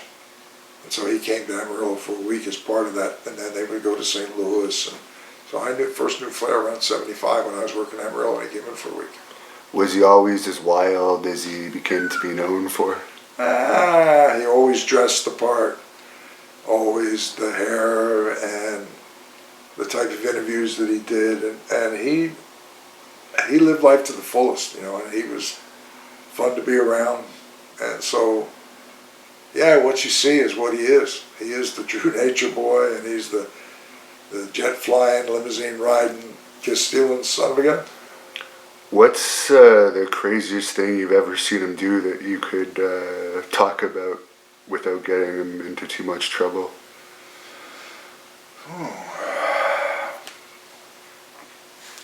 That's a challenging question, my friend. One thing that he could do, and because Rick would carry his robes everywhere he went, because he had these gorgeous, gorgeous robes that were made by Johnny Walker's wife, was a great, great seamstress, and she handmade, Olivia, she handmade all of his robes. And they were heavy, I mean heavy, heavy. And he would carry them in a garment bag, and we would put them on the overhead racks and flights. Well, if we had any kind of, and we would traditionally get upgraded, fly first. But Rick had a deal where he got first class, and most of the time if we were with him, we got upgraded. And so we'd be riding up front in first class. And depending on the length of the flight, we'd have a few cocktails in first class, and then Rick invariably would get up, get his robe out of the overhead thing, go into the bathroom in first class, take off all his clothes, put the robe on, come out of the bathroom, and then, like the flight attendants a lot of times would sit, they'd have two seats right inside the the door where you enter the plane. And Rick would come out and he would turn around, and then he would turn around and open the road and flash the two flight attendants sitting there, you know. They would giggle. Now, if I did something like that, you know, if the captain hadn't already come out, when the plane landed, the sky marshals would, when the door opened, and I would be leaving in handcuffs. Rick is the kind of guy that he could do something like that, and people would laugh and say, "Oh, that's just Rick," and he'd get away with it. That's my Ric Flair story. That was the days before cell phone cameras and stuff too. Yes, good point. Yeah, you're right. And as far as the party, I was actually surprised when I read through your book that you actually partook in the partying as well, because you seem like the one that would have been the straightest of them all. But, yeah, I had fun. And like I say, it's hard to be around Rick, and you know, like, and he always had a limo every night, and it was like we all enjoyed being around each other. So it wasn't like, well, this was his limo, I'll see you guys in the building, or see you. It was like, get in. And when we were in Chicago, there was a club on Rush Street called the Snuggery, and they loved having us in there. And the fans always knew that's where we were going to be. And then I got to the point where I said, well, in Chicago, hey, we'll see everybody at the Snuggery down on Rush Street. So when the matches were over, the limo would pull up out front, and there was an elderly black man whose limo that Rick would get every time in Chicago. And he would say, Mr. Flair, please, I need to get some rest. Please don't stay out all night. No, this is going to be an early night. And the limo would park there, and that poor man would finally fall asleep. And when we got to the Snuggery on Rush Street, that probably changed hands. Most of his bars changed hands, changed the name, but there'd be a line going down the street, people waiting to get in there. And when you get in, it would be elbow to elbow. Walk in, go to the bar, order a drink. How much? Your drink is paid for somebody over there or somebody. And we would stay there and have a lot of fun. And not that we weren't looking to pay for what it's just we couldn't have a tab. It was unheard of. And, you know, fans just wanted to be part of it, and they were happy to buy a round of drinks, and then somebody else would buy another. At the end of the night, we had no tab. Everything was covered. And we had a good time. God, we had a good time. how did you guys function on so little sleep? That is a very, very big question that I don't know. I think back and I reflect back, and Rick was always, you know, meticulous in the ring, and when he got back, he would shower and always wore a suit and tie. It'd take him forever to get dressed. And then wherever we would go, there was a watering hole in virtually every town that we went to that, you know, we would be out, and sometimes we would go back to the hotel, and I reflect back on those times, and I wonder that what you're asking me, when did we sleep? I don't remember. We had to sleep sometime, but I just don't remember when it was. Because in the morning, Tully and Arn, Rick, they would get up to go to the gym. They were very serious about their training and conditioning. And Rick was very much into cardio. Tully was heavy into cardio. Arn was, you know, more with weights. I wouldn't know what the inside of a gym looked like if you took me there and said, oh, that's a gym right there. See what those are weights. Oh, really? But I would be on the phone taking care of our business. I mean, they say I was a true manager, and I was.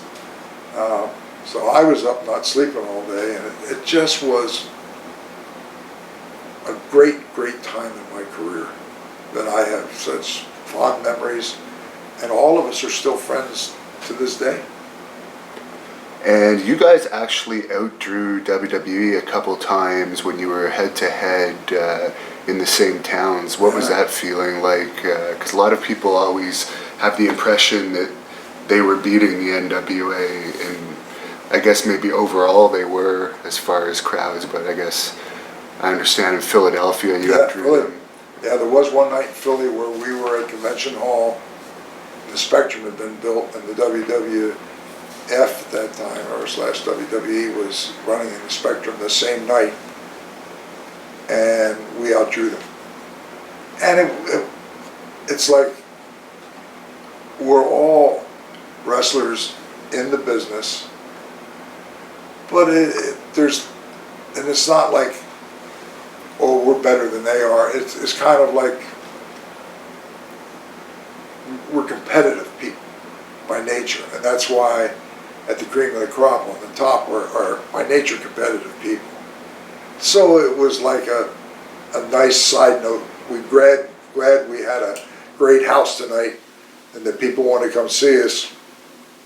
And then to find out as a side note that the WWE was also in town that night, did well, and you guys outdrew them. And all you do is smile. It's like, oh, really? Oh, man, good. Not something that you want to brag about or demean the other people or we're better than they are. No, it's a business that we all look to feed our families with, and we all want to be the best we can be. And if we both happen to run the same town that night and we did a little better than them, it's just, oh, yeah, okay, man, that's good. And what were the issues that I guess Tully and Arn probably seems to have had the biggest issues, but I guess Flair had some too with Dusty and some of the booking stuff that was going on at that time?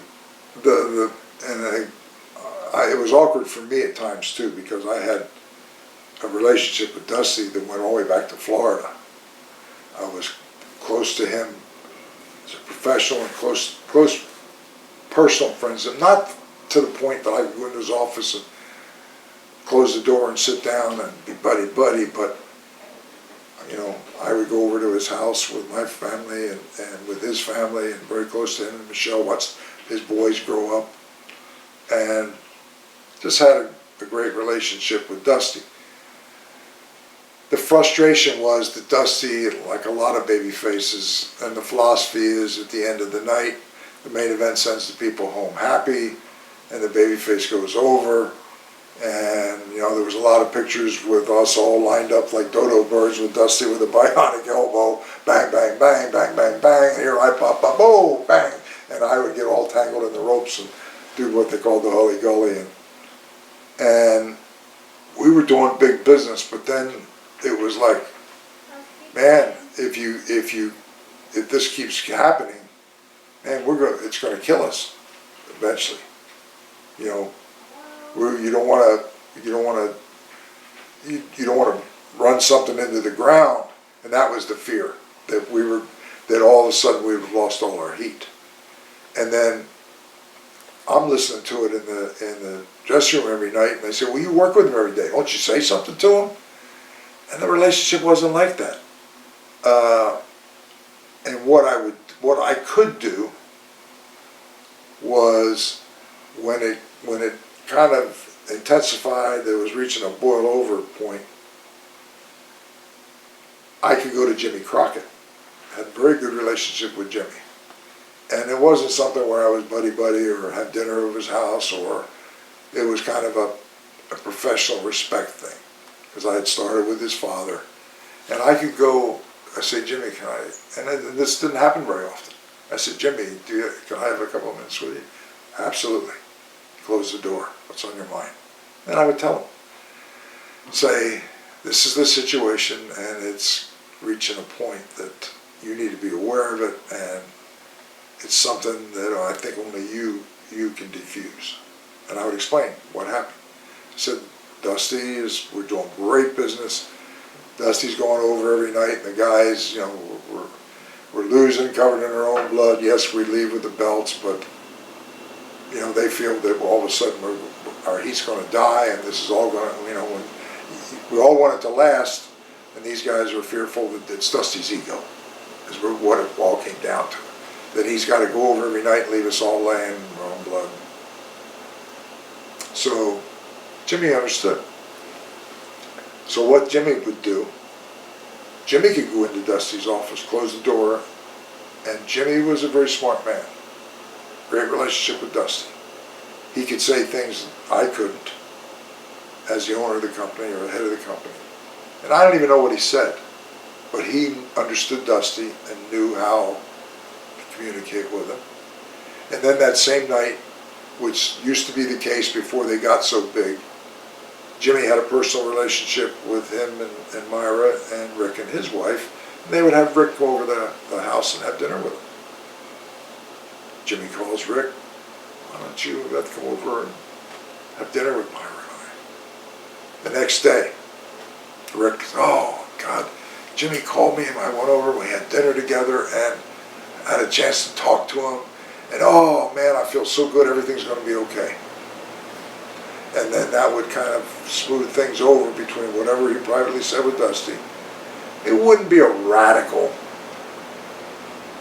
thing that you could say, ooh, something happened that day, it's different today, but it would be more subtle. But it would diffuse the situation. And I think Jimmy reassuring Rick in the locker room would have a trickle-down effect with the other guys, because Rick was the champion. But then, 6 months, 9 months, we'd be back in the same place, and that same cycle. Jimmy, I need to talk to you again. And oh man, they're blue. And he understood. He would, Rick, want to have dinner? And he would go talk to Dusty. And so that solved the problem. What ultimately led to Tully and Arn jumping to WWE? Well, for all of our success, the WWE was still perceived as the top of the mountain. We certainly competed with them, and like in Philly, outdrew them. And it was a chance that Tully, and I don't know which happens in the business, somebody calls somebody, even if they're under contract, and like their contracts either expire or whatever, because that's what happened with me too. My contract had expired right when Turner won. And Barnett was there, and oh, we need to get your contract taken care of again. And somebody, Tully called me. They weren't up there 2 weeks. And said, Pat, Vets are doing all the booking and 3 tours a night, and they need help. And a lot of good things are being said about you. I don't know what your situation is, if you're happy there or what, but if you make a phone call here, I know how highly they think of you. That opened the door for me to eventually go there. But prior to that, Tully and Arn, whoever that conversation happened, we're going to have a chance to go where everybody at some point wanted to be, and to be managed by Bobby the Brain Heenan as the Brainbusters. And they went up there and they did okay, but I think in the end it wasn't maybe everything. Sometimes be careful what you wish for, that it's not everything that you see from the outside, and when you're actually there. And after a period of time, they were ready to come back to where they had maybe a better comfort level. That happens a lot in the business. Was Dusty still the head booker when you left WCW or NWA to go to WWE? It was right when Turner bought the company. And in the due diligence process, because they had higher-ups that interviewed all the key people when they came and interviewed me, and the feedback was that the Turner people had deep, deep pockets. And even though Crockett's were successful, certainly didn't have the financial depth and resources that the Turner organization had. They had an ice truck, but Turner had state-of-the-art equipment. In terms of programming and being able to network the programming and other places, Turner would have all this other programming that they generated, that they then could say, when we go and pitch in Europe for a group of programming, we can put wrestling in there too, and be able to take it places that you can't do on your own now. So it was all of these reasons, And then the last thing they would say is, however, the one thing, these are all the benefits that we feel by us buying the company to give it stability, but the one thing we're not going to do is to touch the wrestling product, because that's what you guys know best. But the other caveat was, we hear that the problem is Dusty Rhodes, and one of the things is, if we buy the company, we would need to replace Dusty. So that was kind of understood that, and for me, Dusty was somebody who I had great professional respect for, going all the way back to Florida. He was a personal friend. So at the time, that was the deal, that Dusty was going to be out, and I think they were bringing in, well, they were going to bring in Jim Herd to run the company, and I think they were going to bring back George Scott. And of course I left, and I had a habit of, whoever signed my check, 100% of my attention was on the people that I worked for. I never looked at the other program, never had an influence whatever decisions I was making with the people that I was working for. So whatever they did, I paid no attention to. The only thing I remember was, we had a big event at, I think, the Scope in Norfolk, and this was like around Thanksgiving, and the contract was signed November 1, and that night in Norfolk, in comes Jim Herd with his wife, full fur coat, Lou Thez with his wife Charlie Thez, full mink coat, because Lou lived in Virginia Beach at the time. They came through the dressing room just to say hi and hello to everybody, and I thought,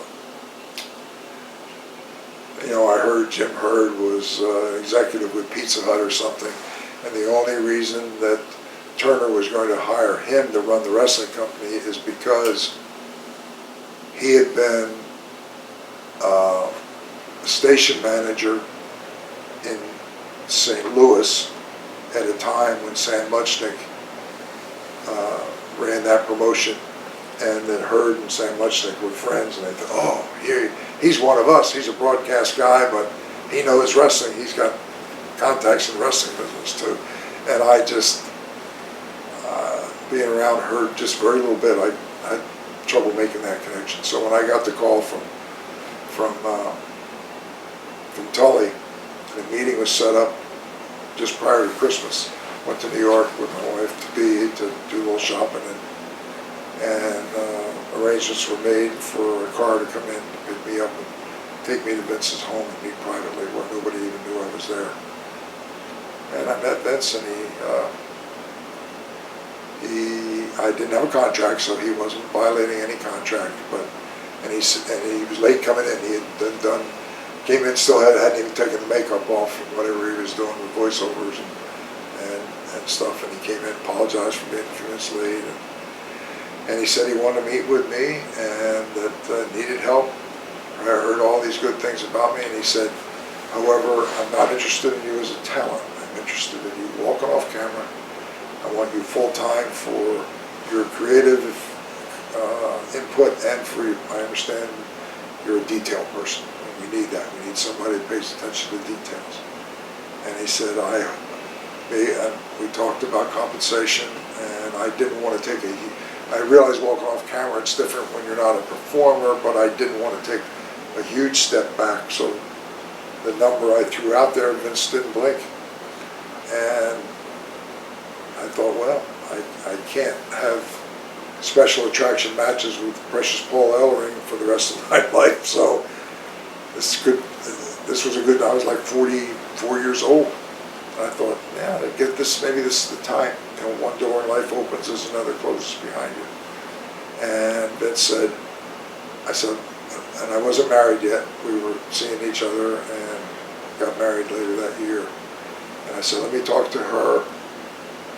And because it involved moving to Connecticut and a major change. And just let me sleep on it for the night. And yeah, well, obviously it was an offer that I couldn't refuse. And Vince said, I hope you'll make a decision based on this conversation, but I also respect the fact that if you choose to go back to Atlanta and tell them that we met and see what they're willing to do for you and see play one or the other. I have no problem if to do that to get what's best for you and your family. Though I would hope you would consider my offer on its merits alone, which is what I ended up doing. Called him the next day and said, I'll take your offer. And I took like a couple weeks off and started there on the 1st of February. What was the NWA's reaction to you leaving? I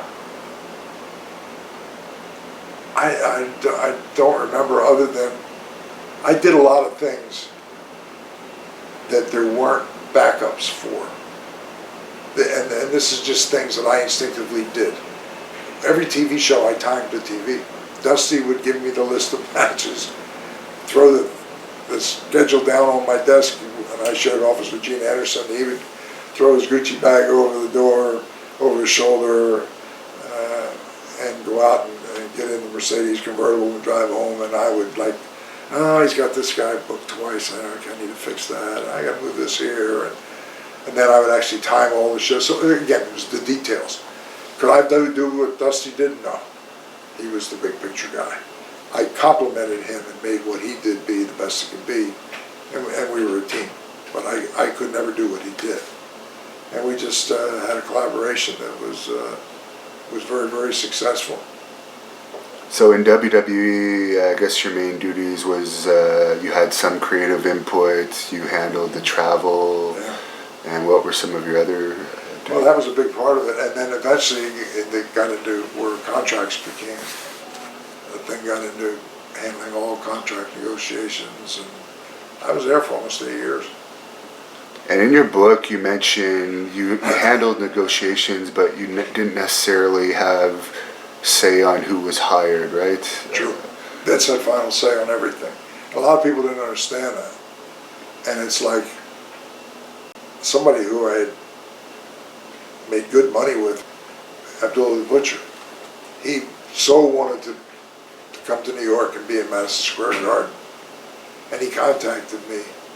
And I could pitch him to Vince, talk about what a great guy he was, how drawing so much money with him. But ultimately, Vince just factored all of this information. He got input from Pat, a lot of input from Pat Patterson. And then Vince had a vision of what he thought a wrestler was. And it was kind of, if you think back, what kind of a look did Hulk Hogan have? What kind of look did the Ultimate Warrior have? What kind of look did Lex Luger have? He was more drawn to, because Vince was into bodybuilding himself. So you compare that to an Abdullah the Butcher, who was going to be more apt to get Vince's attention? The blood thing might have been an issue with him too, because I don't think he was using blood that often. And in your book, you mentioned you actually had something directly to say about what Mick Foley thought that you were kind of behind him not getting hired initially. Everybody that came up to meet with Vince either met at the office or met privately with Vince at home. Like the Undertaker, Mark Calloway met Vince at home.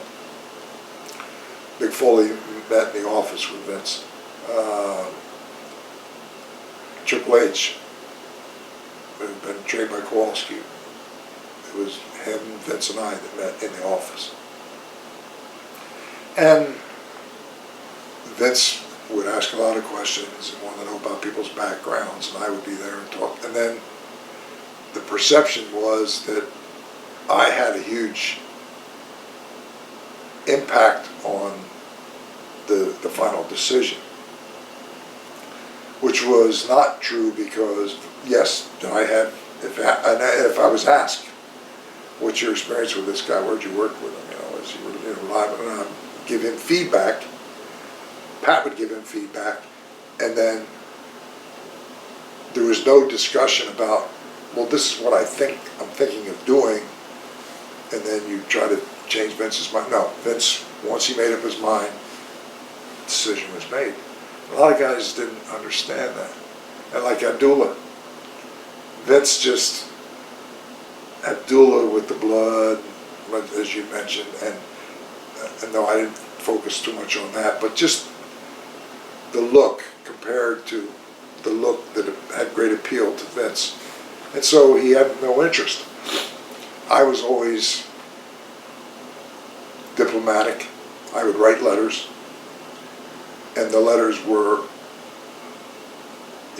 thank you for coming. Really impressed with everything, but the timing is not right. And so I'm hoping that we can stay in touch, and then further down the line, maybe, we could come together and do business. It was a political way of sending a letter that would make the guys still feel important, but that we didn't have an offer to make to them. And then some guys,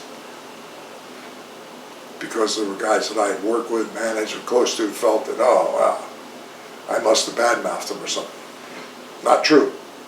The guys didn't understand. And I always thought that a lot of guys, they know the business. They got to know that Vince is the one that makes the final decision.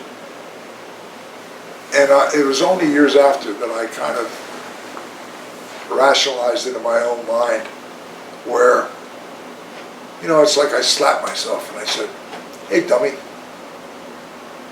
think about it for a minute. If they didn't get an offer, there's no upside to being upset with Vince McMahon. You're not going to be mad at him, because you always want to keep that door open.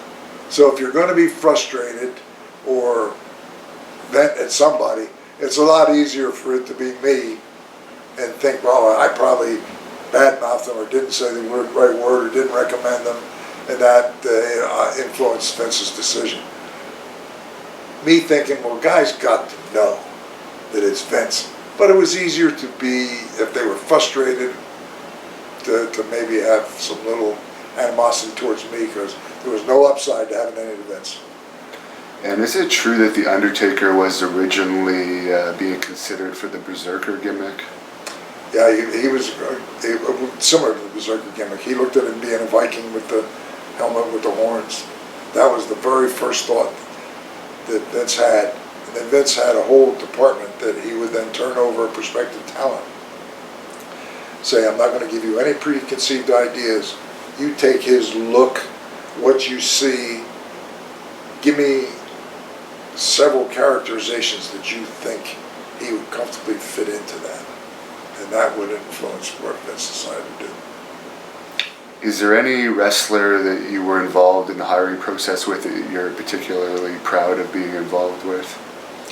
Proud of all of them, because everybody that came in there, by and large, because it was I worked all those years for all the regional promoters, and had done travel. I had done television production. I had done everything. Now I go to work for Vince McMahon, and he has 10 full-time professionals that are doing what I did before, wearing 10 hats and changing the hat depending on what day it was and what I needed to do. And they were professionals that were the very best at what they could do. And that impressed me that Vince had put this organization together, which is, I think, why he was so successful. Did I still get involved with a lot of these things? Yes. Like I was in charge of travel because I'd been on the road, knew, and I would then work with talent booking or event booking, because doing travel, I would see where, boy, this town over here really screws me up, because I could utilize going in here, flying guys in here and doing a little wheel, come back and fly out of there. This town up here is throwing it out of whack. I could then go to event booking far enough in advance, say, you need to make this town go away right now and come back to it, where you can group it with something else. So it paid dividends, because again, I had all that experience. Did you have much dealings with the Ultimate Warrior when you were working there? I had dealings with everybody, and I got along with Jim very well. I got along with everybody. I think that's part of why I had longevity in the executive management side because I had been a talent. So when I talked to somebody, I was always talking to someone that I knew how to approach them because I'd walked a mile in their shoes. Knew a little bit about their personality and what I could say and not say, and to be able to do business with that person. But Jim was very intense, and it was like at TV we had to do promos where we had these soundproof boxes, and they would go in there and they would do sound bites without being specific to the town. And back in those days, Sean Mooney would do the event center, and he would say, the Ultimate Warrior is going to face Georgie Animal Steel, or whatever he'd say, and here's what Warrior had to say. And it would be like a 50-second clip. And the Warrior was always, out somewhere where people, what the hell was he talking about? But that was the Warrior. That was part of his appeal. And he would have to be made up, and to get him to, and I would come with him at TV and say, Jim, you need to do your thing. I'm working on my match. Well, hold on. And then he would push it back, where all of a sudden it's time for his match. He'd come back, his makeup is all run, I gotta get a shower. And Vince, my orders were, I don't leave the building till they're done. So I would get with Jim and say, Jim, I asked you, and I respect that, your time and space with what your priorities are, but my orders are, we do not leave the building until this is done. So now you have put it off till now it's your match. Now looking at your makeup, take your shower, reapply your makeup. We're going to be here together until they're done. And then after that, he realized when I told him that it had to be done, that was the alternative. And he didn't want to be there until 3 or 4 o'clock in the morning. But I did it in a professional way. Had a great relationship with him. And then after he left, there was a lawsuit where he tried to get the rights to the name Ultimate Warrior, because he had it before, and there was a lawsuit with the WWE, and they were going to have, and I wasn't working with them any longer, and we were going to have depositions with Jerry McDivitt. Jim calls me from Phoenix, and he said, there's a lawsuit, and he said they're basically trying to say that I was not a main event talent, trying to demean his professional credibility, that he didn't have any rights to claim to the name. And he said, your opinion would help me greatly. And I said, you are a main event attraction, and under oath I would say so. I'm not working for them anymore, but I don't want to burn any bridges. So I said, what you need to do is you need to subpoena me to appear. I'm not appearing as a voluntary witness on your behalf. You subpoena me. And they know that I'm being subpoenaed by you to appear. I'm not appearing as a witness for you. And then when I'm asked under oath that question, you know in advance what my answer is going to be. And it's, I guess, a way of bolstering your case. That's what happened. And you mentioned in your book that Lex Luger wasn't always the easiest to deal with in WWE. You still feel that way, or?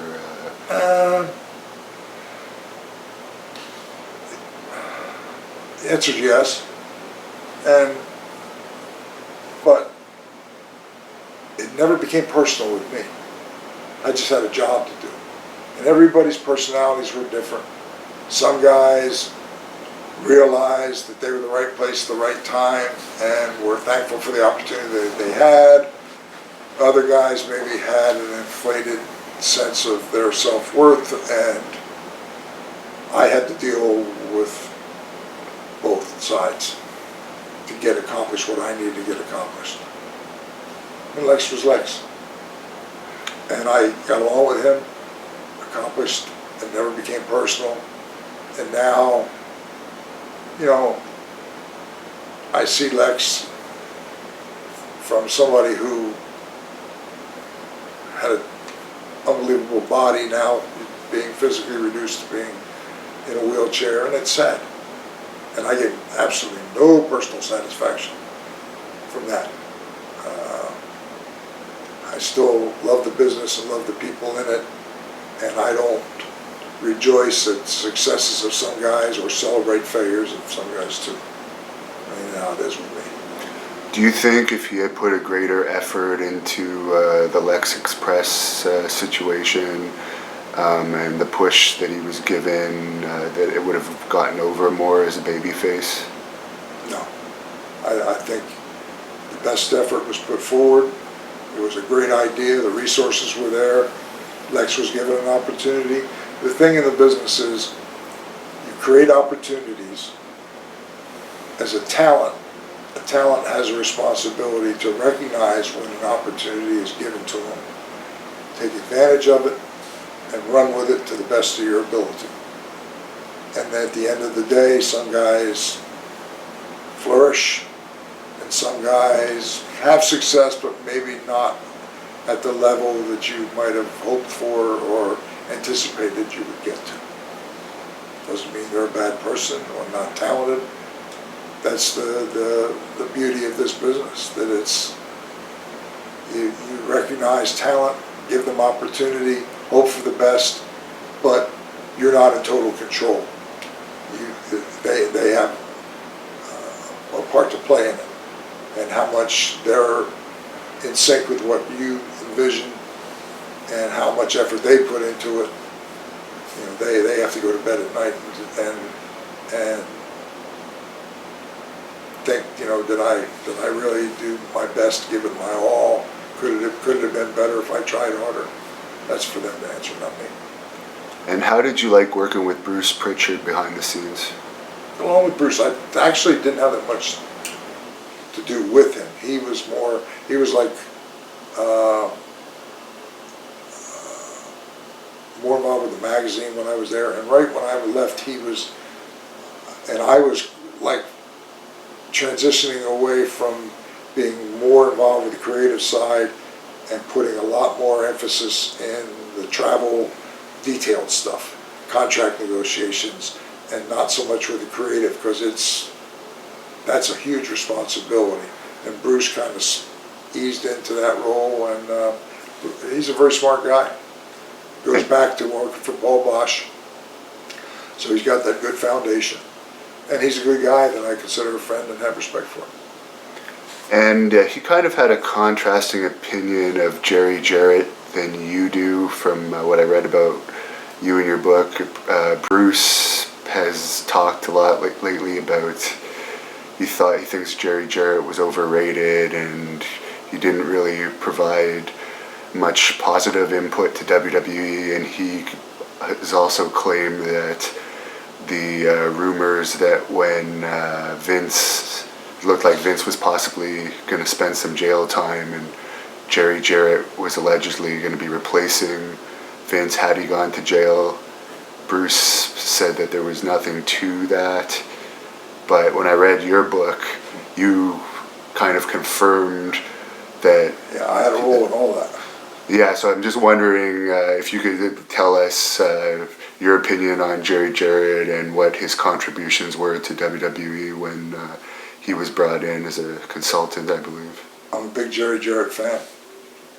Worked for him when he and Lawler had Memphis and Nashville. Jerry has his style, but he's got such a wealth of knowledge.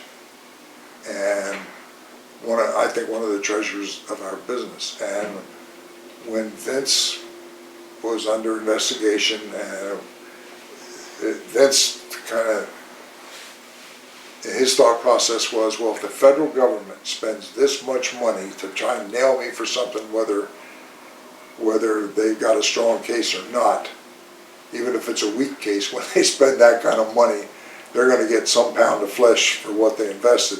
So Vince kind of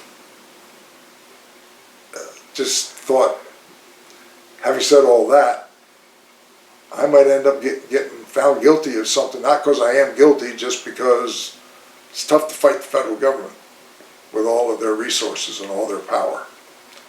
And he used to talk with Pat and I, and he'd say, hey, if they, you never know in a court of law, and with their resources and what have you, if I end up, they find me guilty of something, and I have to do time, you and Pat, talking to us collectively, he said, you'd have to come up business days and bring your legal pad and pencil, and we'll take notes, and you guys are going to have to keep the ball rolling.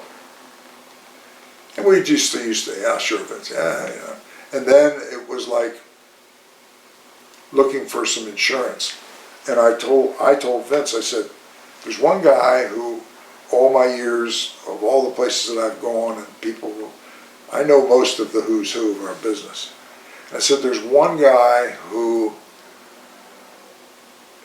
has done everything that you have done, Vince, though on a much, much smaller scale. And that was Jerry Jarrett. Because he had been a talent. He had been a booker. He understood that. He understood television production, understood all aspects, and had been very successful. And I said, if there's a guy who you temporarily were on hiatus, he's the one guy that I would say could come in, and there's nobody out there that can replace you. But there's one guy that has the credentials to be able to keep things going until you could get back in and take the reins again. And he said, call him and have him call me. That resulted in about 3 multi-hour conversations between Vince and Jerry Jarrett. Then Vince said, call Jerry, I would like him to come up and stay at the house with me for, I think he stayed there for over a month, might have been as much as almost 2 months, where he lived with Vince, had meals with him, and then finally Vince said, put Jerry under contract. So I arranged to negotiate with Jerry, put him under a contract for a year, and he said, have him come up here, and initially we'll put him in like one of these Homewood suites or something suites type of thing where he could, if he wanted to do some of his own meals or whatever. And the only thing was Jerry's son was a senior in college, and he was the football quarterback. Jerry wanted to be able to fly home every Friday to watch his son play football. Vince said, not a problem. And then he'd fly back Sunday, and I took care of all of that. So Jerry had a contract. He stayed with Vince's house for a couple of weeks. Then he had me do the contract, had Jerry come up, and then during that period of time, the charges against Vince were dropped. And Jerry finally said to me one day, he said, because I had been friends with Jerry for a long time and had a relationship with him, he said, I understand what the plan was, and he said, I was behind it. And he said, but now that Vince's legal situation has resolved itself, he said, I feel bad about having a contract and being paid and you the expense of me coming up here when what I can offer now is not as essential as it might have been had it played out differently legally with Vince. So I went back to Vince. I said, Jerry approached me and said that he loves working here, loves all, but for him to fly back and forth and the expense of the company, and he's a businessman. It's not like the contract he entered in good faith thinking that that's how it was going to play out. It hasn't played out that way, and now he's, I feel bad that you guys are paying me because now Vince is back in control of everything. And Vince said, okay, make arrangements for Jerry to go back home. And he said, and I want to pay out the balance of Jerry's contract.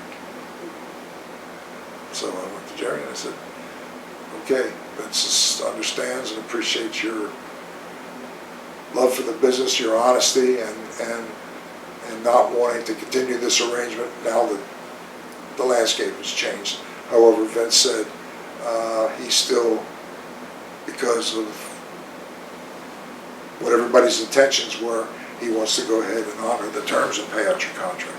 Oh, Jay, you don't need to do that, you know, and I don't want to be paid. No, Vince wants to do that, and that's the end of it. And that's how it played out. And what led to you ultimately stepping down from your role with WWE? Oh boy.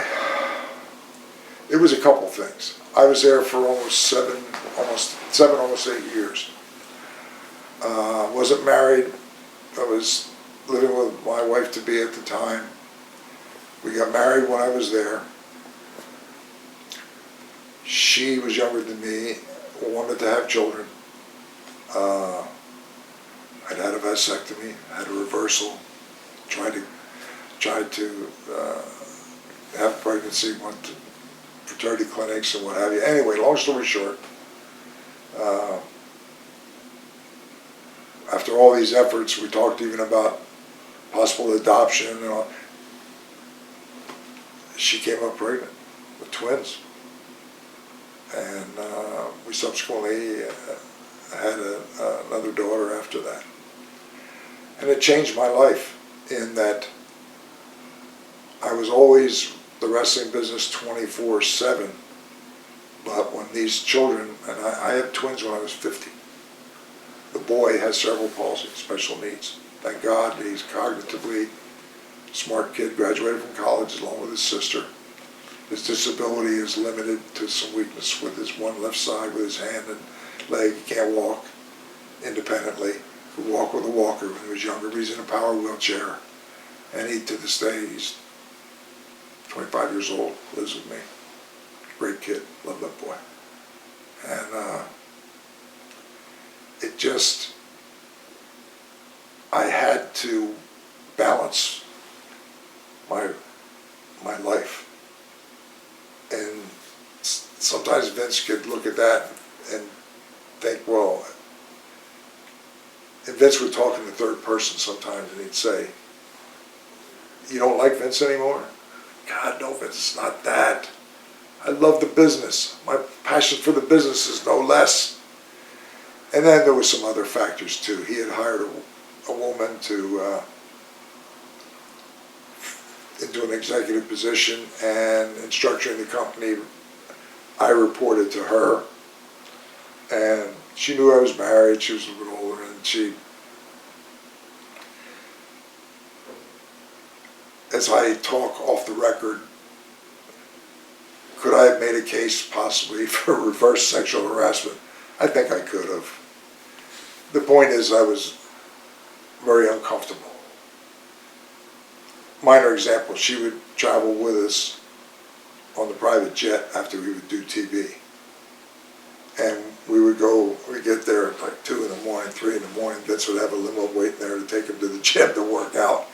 And it would be Pat, Vince, her and I, and she would, at the front desk, and yell out to everybody, make sure I get a room next to JJ.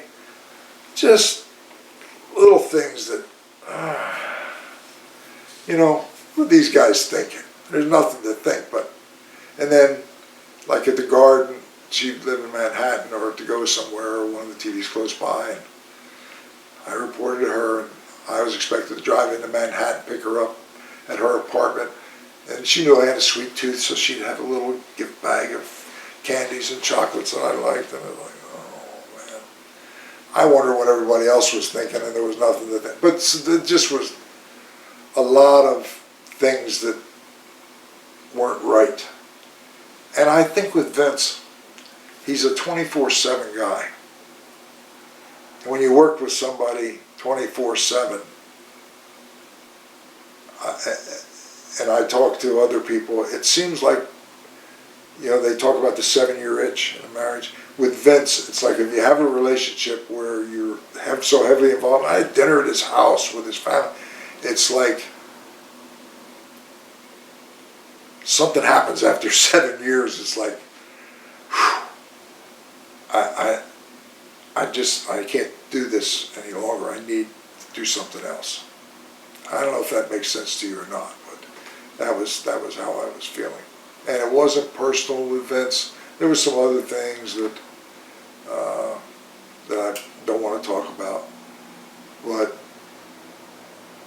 I owe a lot to Vince McMahon, Linda McMahon, and the whole family. I watched his children grow up. I'm a better person professionally and personally as a result of that experience of working with Vince for 7 years. He's a brilliant man. He doesn't ask you to do anything that he's not doing. Is it demanding? Yes. And you never stop learning in this business. And I learned from Vince McMahon because he has established the dominant worldwide brand in our industry. Brilliant guy. And I'm better, like I say, for the time that I was with him. But it was something that wasn't in the cards to be forever. And I understand when you eventually jumped to WCW, I guess it was fairly soon after that, it was Kevin Nash that recommended you? Yes. He and Scott Hall both spoke highly of me, and that's where I ended up going till they went out of business. I guess you knew them from their time in WWE. What was your impressions when you went to WCW, comparing it to WWE and your past experience? Well, as I've said already, at the moment that I go to work for whoever it is, and that's your signatures on my check, then 100% of my energy, my focus, my wealth of knowledge and experience is focused right there. And I went with that thought in mind to WCW, which is kind of, now, I was there like when the company was bought by Turner and left a month after. Now 8 years has gone by. And they've had a succession of people who they hired and fired that failed, people that were successful in their hierarchy of executive people who the kiss of death to their careers was, oh, well, now you're going to be the new president of WCW. Oh my God, that's the kiss of death, my career is over, and that's how it played out. And then finally they hired Bischoff. And it was like, no, he's going to be the answer. I had never met Eric Bischoff. When I left Vince, I didn't know what I was going to do. I had moved my family to Atlanta because I had a place, I had a house, I had to go. Sold the house. I had to move the furniture, and I thought, I don't want to put it in storage. I don't want to live in a hotel room. So my wife went down, found a house, rented it in Atlanta. Had not had any conversations or approached WCW, and my mindset was, well, I think WCW would, with my experience, once I come on the market, unless there's something that I don't see, I would think that there has to be interest there. Maybe not, but I think there probably has to be.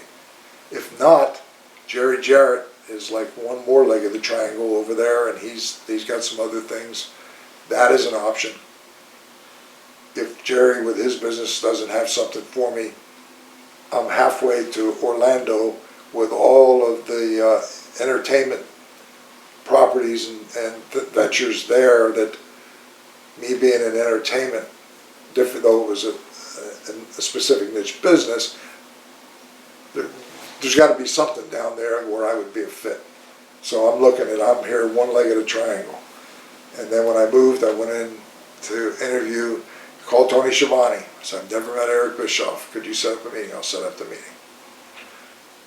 And I went in with Eric, and I walked into his office. He was doing a thing on a little disc where you learn to be a pilot, taking a test and instructions, and I, you know, you maybe think about what you think this person may be like, and then I just listen. And I thought that he would be someone who, okay, he couldn't request proprietary information for me about payoffs and things that would be inappropriate for me to share, anything like that.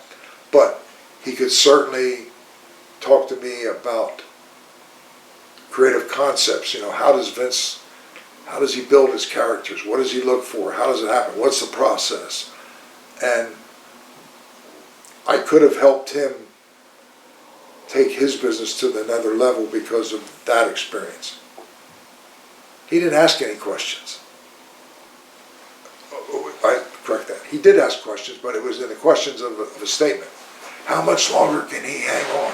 I'm going to put him out of business. I like, what matches can he? He's given them all. There's what's in that mix that's he's going to be out of business.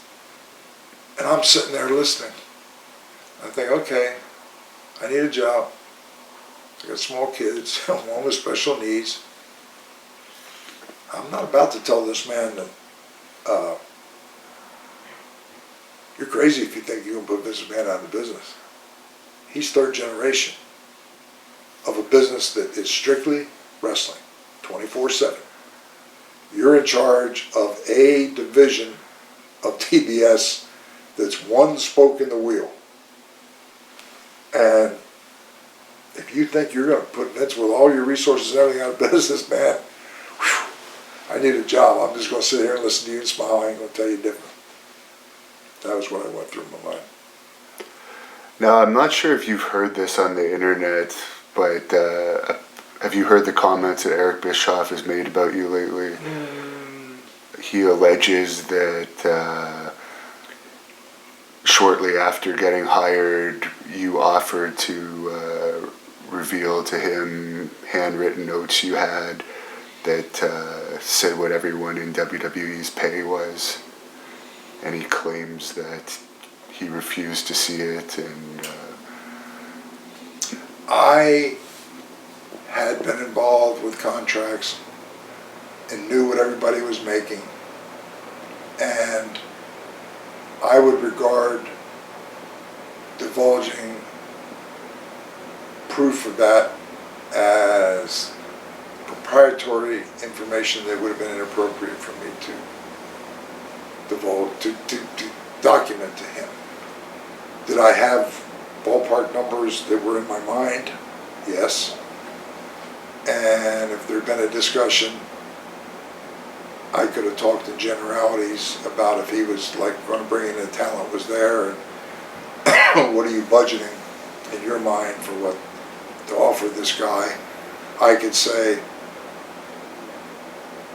based on my experience, I think you're a little bit low if you're trying to attract him. In other words, I could, in generalities, without giving him specifics, help him with my knowledge in a subtle way.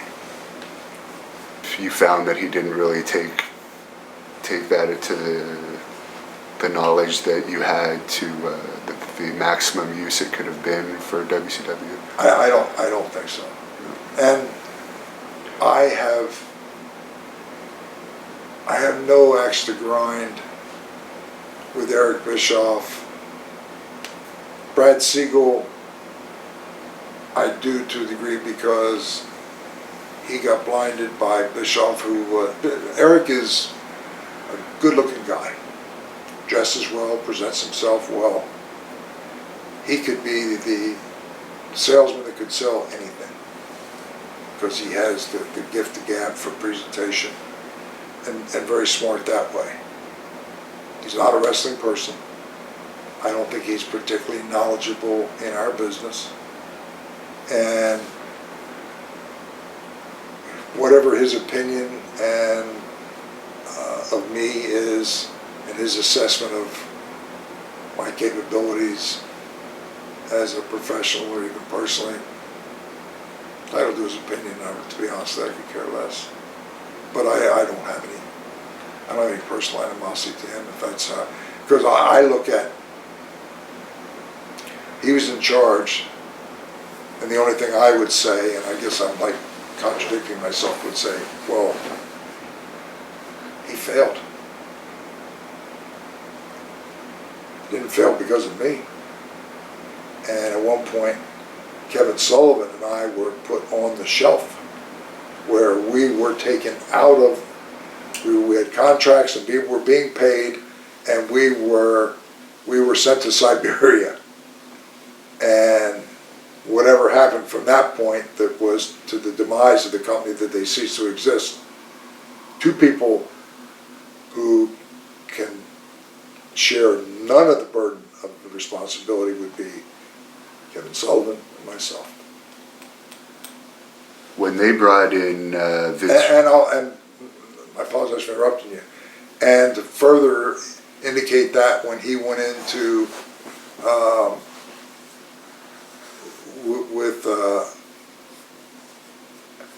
with Jeff Jarrett, when Hulk and Bischoff came in, and this is not a reflection on Hulk because he's a close personal friend, and Hulk always knew how to take care of Hulk, and if he saw a relationship with Bischoff being good for him in terms of opening doors, that's just business, and Hulk is smart that way. But when they went in there, that failed miserably on itself, and that could only fall on Bischoff's shoulders. Where has Bischoff been a success? I'll just ask the question and then be quiet. His claim to fame is the 2 years that he was winning in the ratings, I suppose. But I'm not very familiar with his other businesses. He was a success in getting money from Turner, I guess, because I guess he's financially set now. Probably. So. And this is the honest truth. I'm a few years older than I don't know how old Eric is. I've reached a stage in my life where I'm not angry at anyone. I don't want to be angry with anyone. There is no upside to being angry with anyone. Life is too short. I love my life. I love my children. I am very comfortable. I'm not a rich man, but I don't have to worry on any given day about how the food's going to get on the table.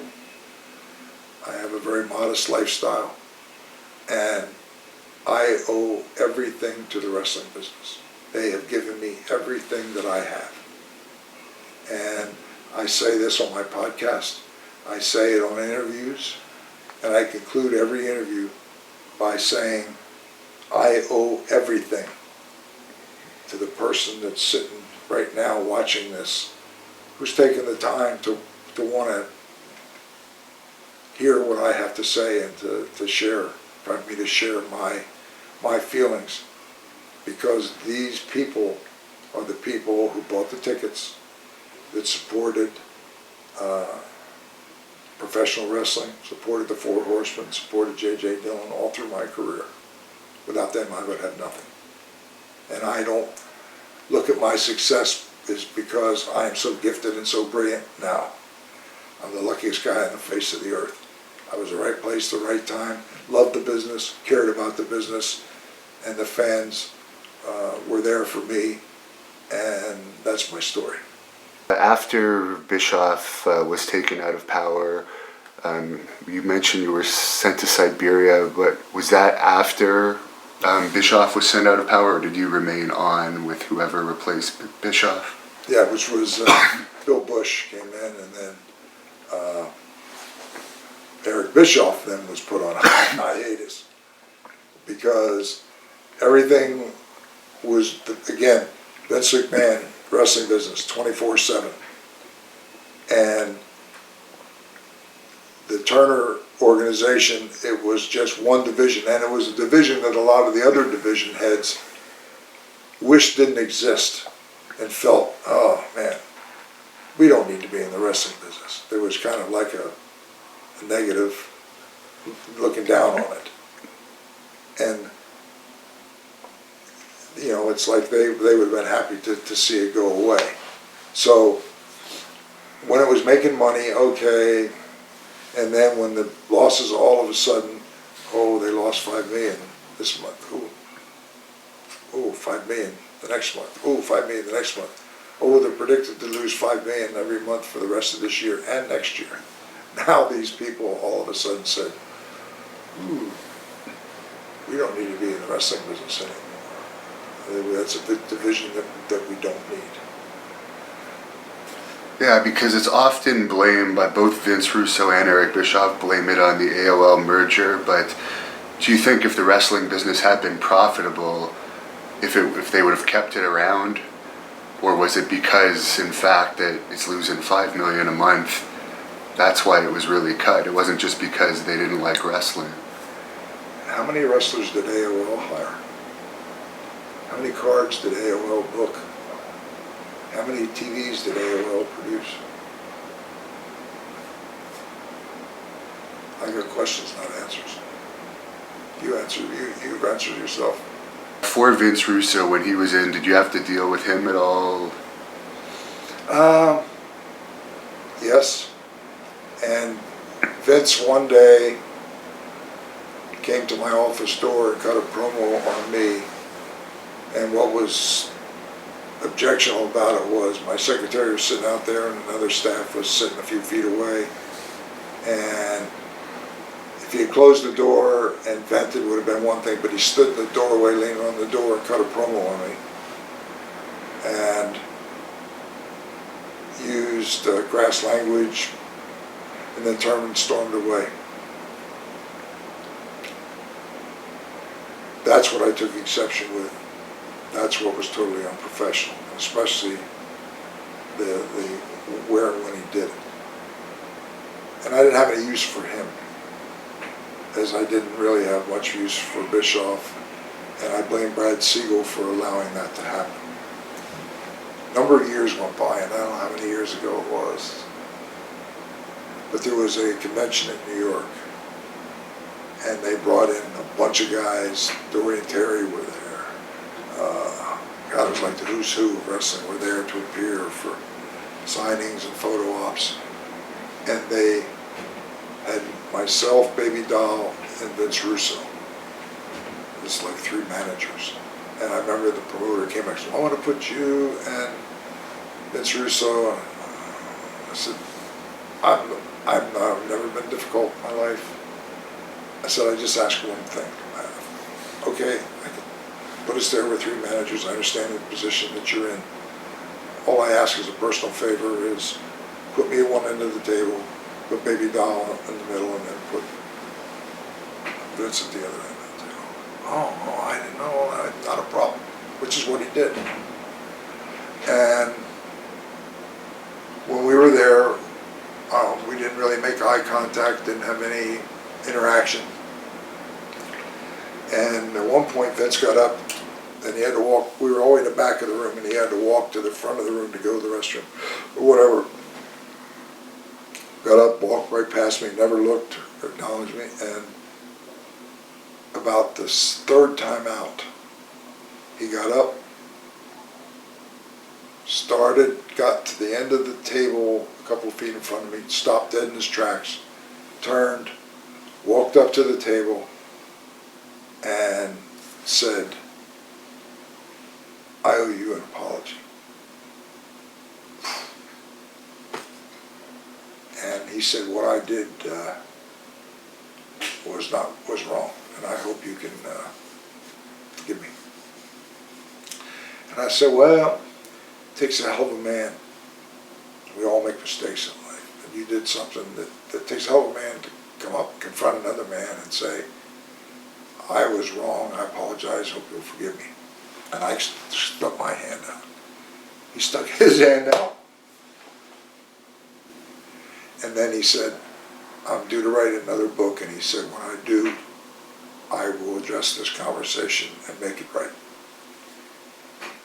Walked out of the room. Baby Doll was sitting there. And I finally looked over and she's looking at me like with her jaw open, and she said, I'll bet you never ever thought that conversation would ever take place. Yeah, probably so.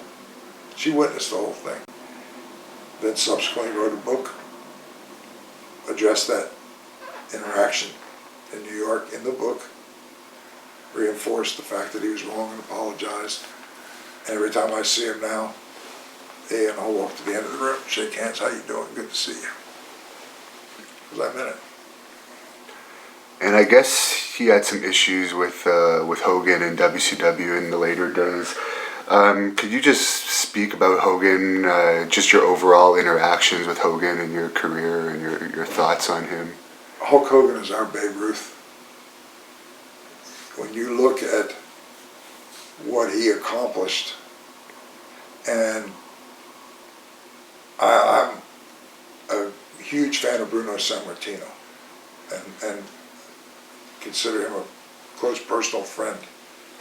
And Bruno accomplished things when you didn't have the internet, you didn't have cable news, and you didn't have ways of selling out that garden every 3 weeks, year in and year out, was a record that demonstrates what Bruno Sammartino meant to our industry that I don't think will ever be equaled. Now, Hulk came along at a different time where there was the ability to get national exposure. He maximized that, and like I say, he was our Babe Ruth because he had the ability of media exposure.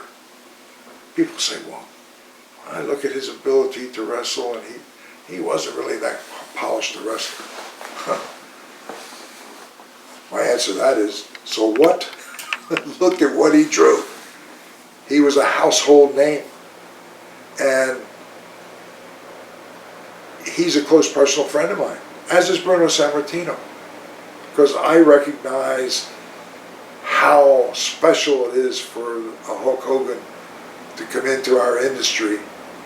I remember when I went to work for Vince the first time I went to TV, and they would do 3 and 4 hours of TV and hold an audience to get all of the, because you couldn't afford to lose your audience when you're recording for TV. And when you're holding an audience in there at a live event for 3 and 4 hours, that's tough to do. And the only reason they stayed there was because when the last thing was recorded for TV, they hit Hulk's music, that building would come alive. And when Hulk would walk down that aisle, it would be like the previous 4 hours hadn't existed. That's who they came to see, and it was as if that moment was now, and they would go crazy. And when he would rip that shirt, and for those next 8-10 minutes, or whatever it was, till he dropped the big leg and 1, 2, 3, and his music hit again, I would just look and say, this man is amazing and has done what I can't think of anybody else having done in our business. Hulk Hogan is special. And one guy I didn't ask you about earlier that I know you dealt with a lot in your career is Harley Race. Just what are your thoughts on him as a wrestler and as one of the toughest guys allegedly in the history of the business? Yeah. Last night got a chance to spend some time with Haku, Ming. He's had a bunch of names. And I think of all the guys in the business, if somebody said to me, put your hand to the fire, who's the toughest of them all? I would have to say Haku. And I always make the thing, if I was at war and I was in behind enemy lines and in a foxhole and worrying about where I was being surrounded and my life being at risk, and I could have one guy in the foxhole with me, who would that guy be? It would be Haku. And right behind him would be a Harley Race and would be a Terry Funk. So when I say Haku, it's no disrespect to Harley, but that's how I look at them. They're so far above everybody else in terms of being tough. Harley's a tough man. And they recently said that he fell, broke both legs, and broke one of his ankles. And somebody said he'd probably never walk again. He was in a wheelchair for a while, and then he was up before anybody knew it. He is one of the toughest guys that I've ever met in my life. And in terms of in-ring performance, he's 8 times world champion. That how many guys could put that on their resume? And you actually wrote in your book too, he's been criticized for some people for his booking, but you wrote in your book that you found him to be an excellent booker. Yep. Now, for Ming, you brought up Ming. Did you ever actually see him in action, or have you just basically heard the stories of his escapade? As with Harley Race, and this with Ming, you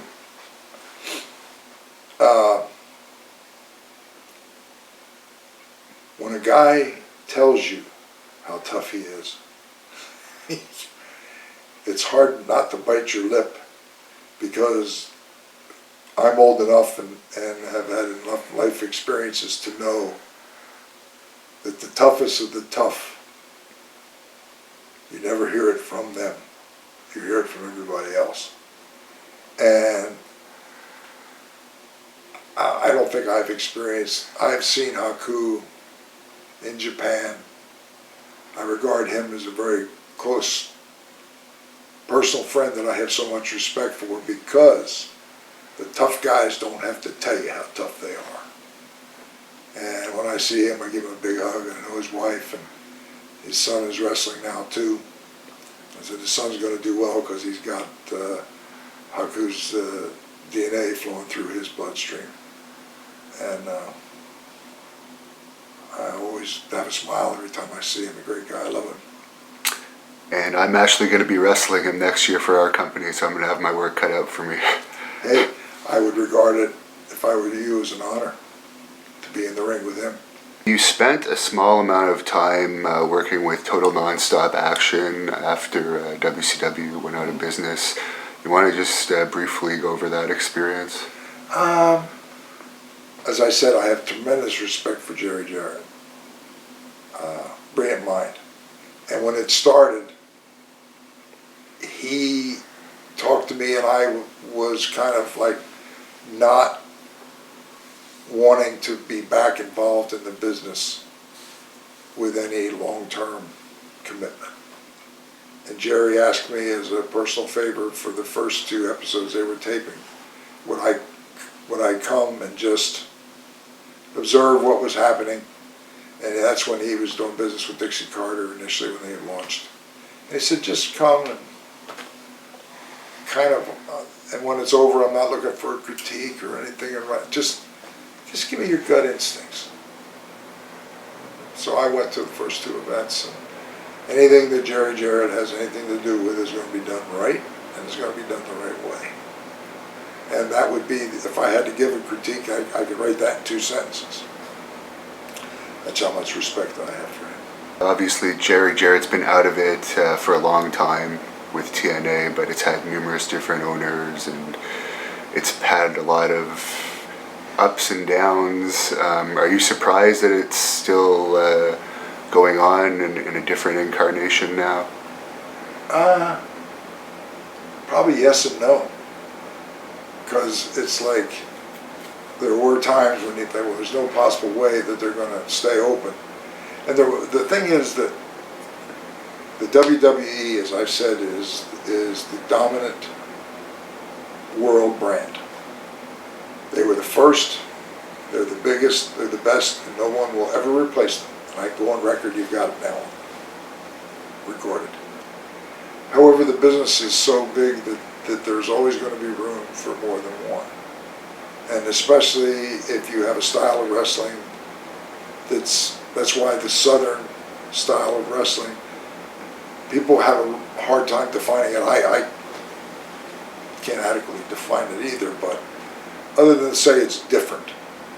And I started out in the land of the giants with matches that were a lot of walking and talking, and the people loved it because that's what they were educated to. And I saw a different style of wrestling when I went to the South and realized that there is no rubber stamp, oh, this is what professional wrestling is. No, professional wrestling is what you, through your television exposure, educate the fans that you're hoping to attract to be whatever you want it to be. And if you take away the shock factor of doing inappropriate things with women, or with violence, or with blood, you can get a short-term reaction, but that's not a recipe for success. And those are not the things that Jarrett would do. And I'm not surprised because, and they've had their ups and downs, and I think there are other people who say they understand, they maybe don't see it the same way that I do or verbalize the same way I do, but there was a time where everybody thought, well, if you're going to get into wrestling, especially if you're trying to attract corporate sponsorships or money behind it, we need to do what the WWE is doing. And that's the biggest mistake in the world, because there's only one of them, and it's like Walt Disney. Nobody's ever going to be bigger than Walt Disney has become. They do what they do the best they can do. The WWE is the best at what they do. You have to have another approach. And that's what Jarrett understood that. And his fingerprints are on the initial product. And there are times when I thought, wow, I think this is going to be it. They're not going to be around. And I know Dixie Carter. I understand her family, Panda Energy, had a lot of money. And so I said, well, this is kind of something that the daughter took a liking to, and so they're willing to substantiate or to absorb some losses because they want their daughter to be happy, and they're making enough money over here that they can say, okay, we can lose a little bit over here, but we're still making it, and our daughter's happy. And there have been times after that where I thought, because then Dixie's been out, and then she's been back, but at the end of the day, I guess I am still surprised that they're out there. And what do you think of the latest thing that happened? I guess it was on Monday they announced, they officially released Jeff Jarrett, I guess, because he was dealing with some personal issues, and apparently now he's going to go into WWE-sponsored rehab. I saw that. I did see that. And nothing surprises me. Nothing you can tell me or say is going to get a look of surprise about me. And I don't know what the future holds for them, and whether Jeff comes back and gets involved with them again. And Jerry was there, and he was out back for a little bit now. I think for the business it would be great if they're able to stay in business, because back in the territory days, there were guys all over the country that were full-time professional wrestlers that made a living from the greatest business in the world. Vince can't hire everybody, and there's going to be some guys that are come and go. So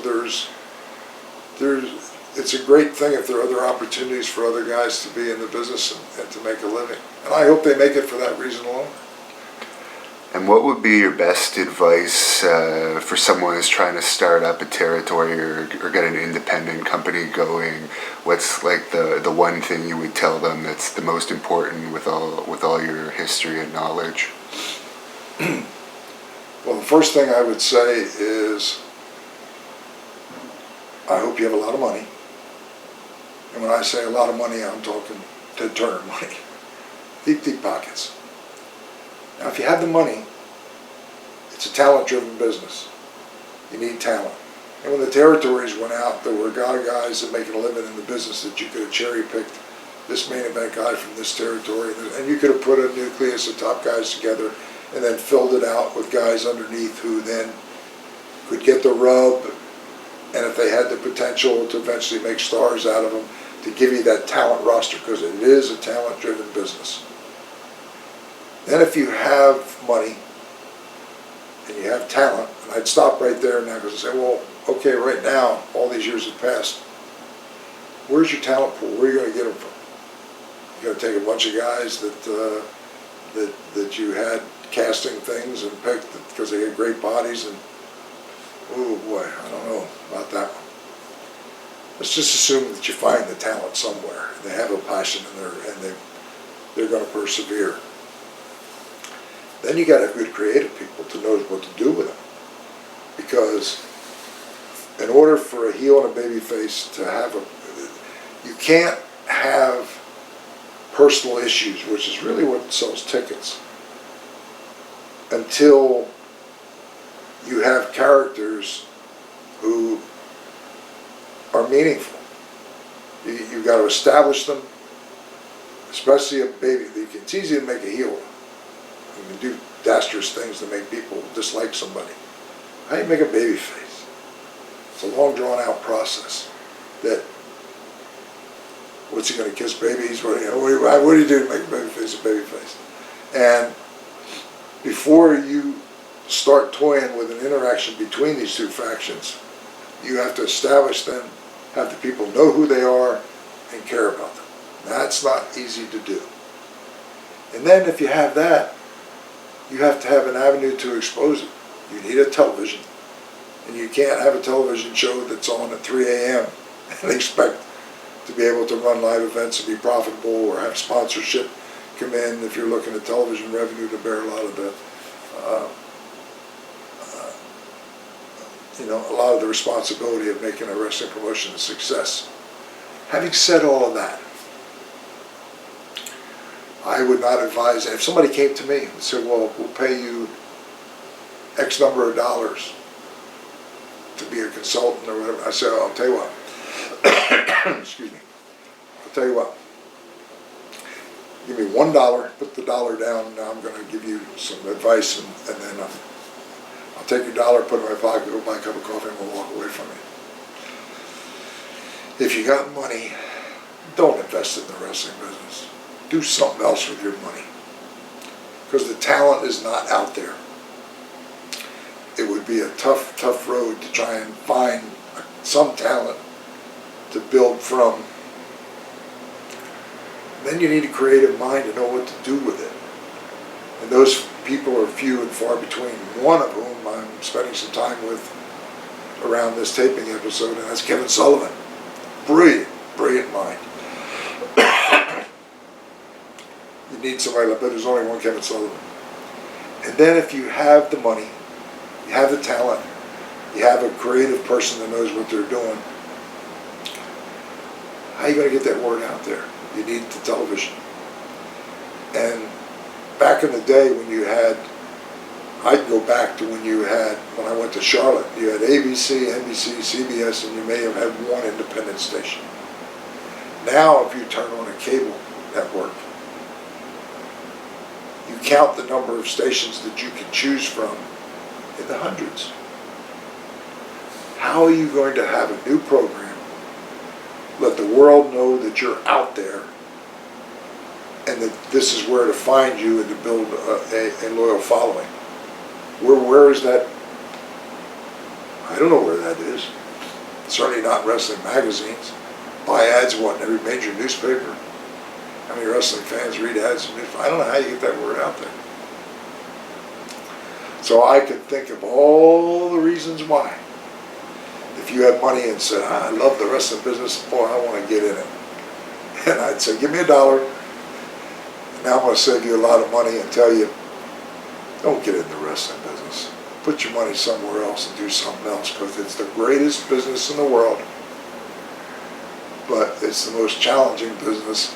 And I don't know that it's possible in this day and time for a new player to come in and be successful. Would you say overall that, I guess WWE is very profitable and they're growing, but overall, as you mentioned, there's a lot less jobs in the wrestling industry. Would you say that overall it's not really the healthiest business as compared to the past, the 70s, the 80s, the 60s, just because there's so few places I write all that down because I'm going to repeat exactly what you're saying. Yeah. It's not the healthiest business in the world. And will there always be wrestling? Yes. I go to these independent shows, and I love going there, and I saw Rock and Roll Express recently, and I go out there and oh, these guys are so talented. They can still go out there and just have this crowd in the palm of their hand. And it's a high school gymnasium, and it's sold out. And these are people that maybe don't have the money to go to a major city to go see a WWE event 3 or 4 times a year in a major city. And there's still wrestling, there's still something. It goes back to the original conflict on the walls of the caves is carvings of a man and two men grappling. It's a world's oldest sport. And there'll always be an appeal there for that. But as a television product and as an industry, and even the WWE, they have certainly the financial backing. They got the TV deals, but it's the talent part of it too. And now they have like a developmental thing in Florida they've had for a number of years. But how many stars have come out of that building? Or that I honestly don't know if there's been one megastar that has come out of that. Well, I can't think of one, but I don't follow it that closely.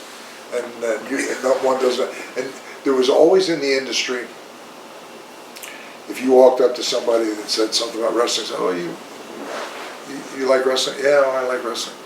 "Give me a name of somebody that you immediately associate with wrestling." Hulk Hogan is what they mostly said. Okay, depending on the era. Yeah. And what their age is. And if it's a young person, maybe Austin or The Rock. Okay. And if you go back in your New York area, Bruno Sammartino, if you go way back on Antonino Rocca, I'm giving my age away, but it would be Sammartino, it would be Hulk Hogan, it would be The Rock, John Cena. John Cena would be probably the last on that list.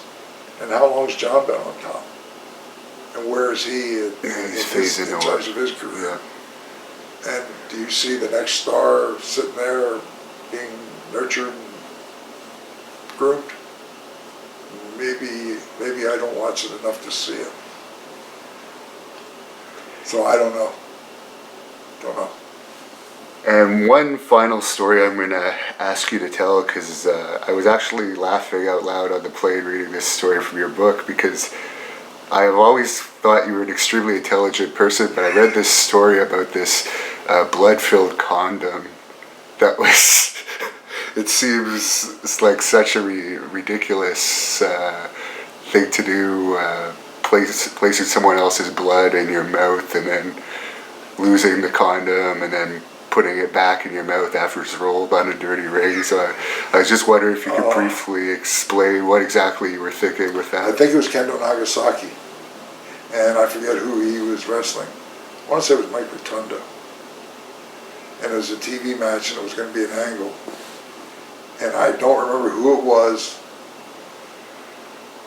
but somebody actually, there was a hypodermic needle that drew blood out of somebody's vein and put it in a condom and tied it off and then put it in a glass of warm water so it wouldn't coagulate.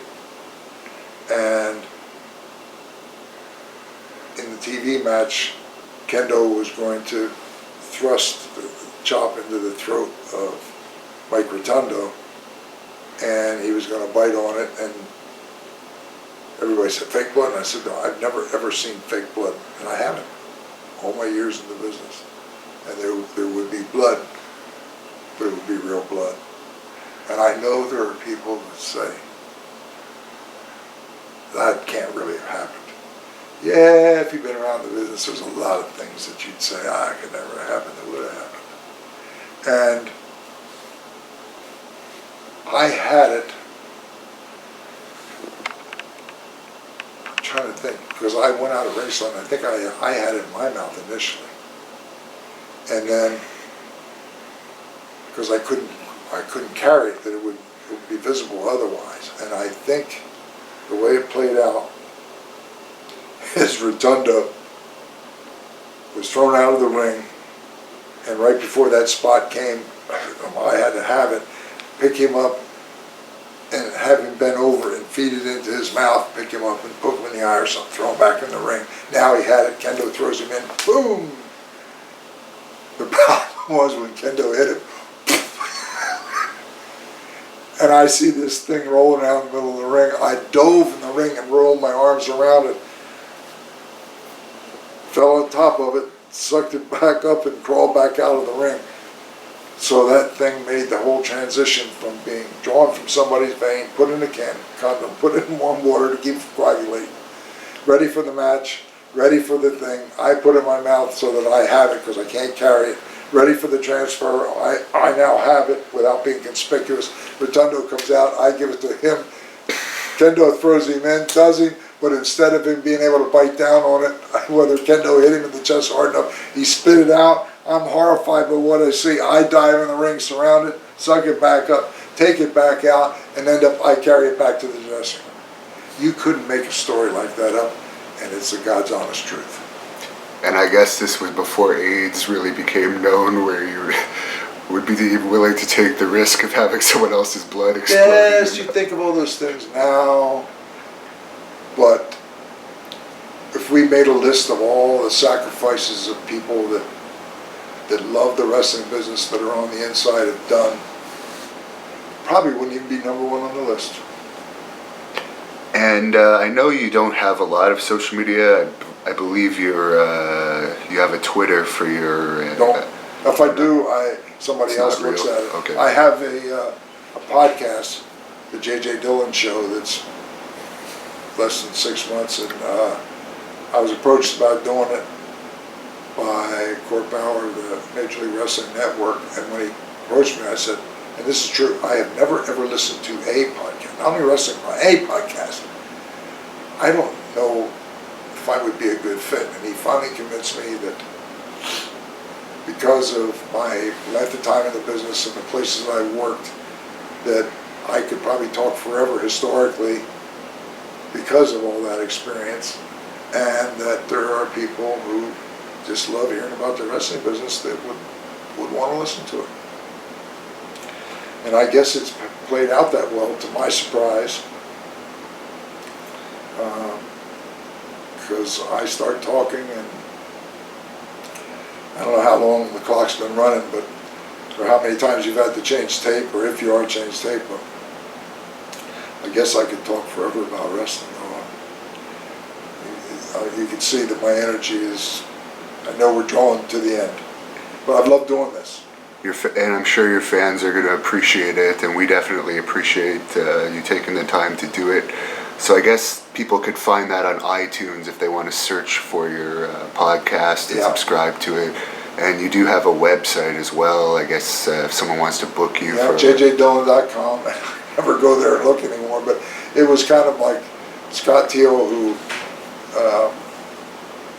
has Crowbar Press, and he co-authored my autobiography, Wrestlers Are Like Seagulls, and that was in 2005, and I've been friends with Scott Teal, who's published some incredible things, of which my autobiography is only one. He did all these before me, and he's someone who has a great passion for the business and a great talent for writing. So if you see anything with Scott Teal, or I recommend go to Crowbar Press and just look at all the stuff that he's published, and it would be money well spent if you have any passion at all for wrestling, because he's published so much stuff. And for people that want to buy that book, they could contact you. They can buy it through Crowbar Press, or if you go to my website, jjdillon.com, and there's some old pictures and things, and there's one on there where there is a email address that you can write to, and don't try to remember it, but it's horsemandillon@yahoo.com. And if you go there, I'm the only one that looks at it, and I get people that they find that out through podcast interviews or something like this, and they go on there, and I get an email and say, I'm interested in getting your book, how can I do it? And then I will personally respond to them and say, and they send out like a signed copy. And they can either go to Crowbar Press and order it, which will not be a signed copy. If that's important to you, send me an email. I will respond and give you an address. Send me a check for just the cost of the book and the postage. Be happy to sign it for you in person and put it in the mail. And finally, is there any closing remarks you'd like to make to finish off this interview? Wow. No, I could probably talk forever, but as I'm getting older, I'm getting tired, and maybe there'd be an episode 2 somewhere down the line, but I appreciate everybody that's taking the time to listen to this. I start talking and the stories just fill my head. And it's a business that's been so kind to me, and as I've said before, it's given me everything that I have in life. And I love you, the listeners, and the people who buy recordings like this to sit and allow me to share my life stories with you. And because you're the same people over the years that bought tickets to live events. And I thank you. You don't have to thank me, I thank you.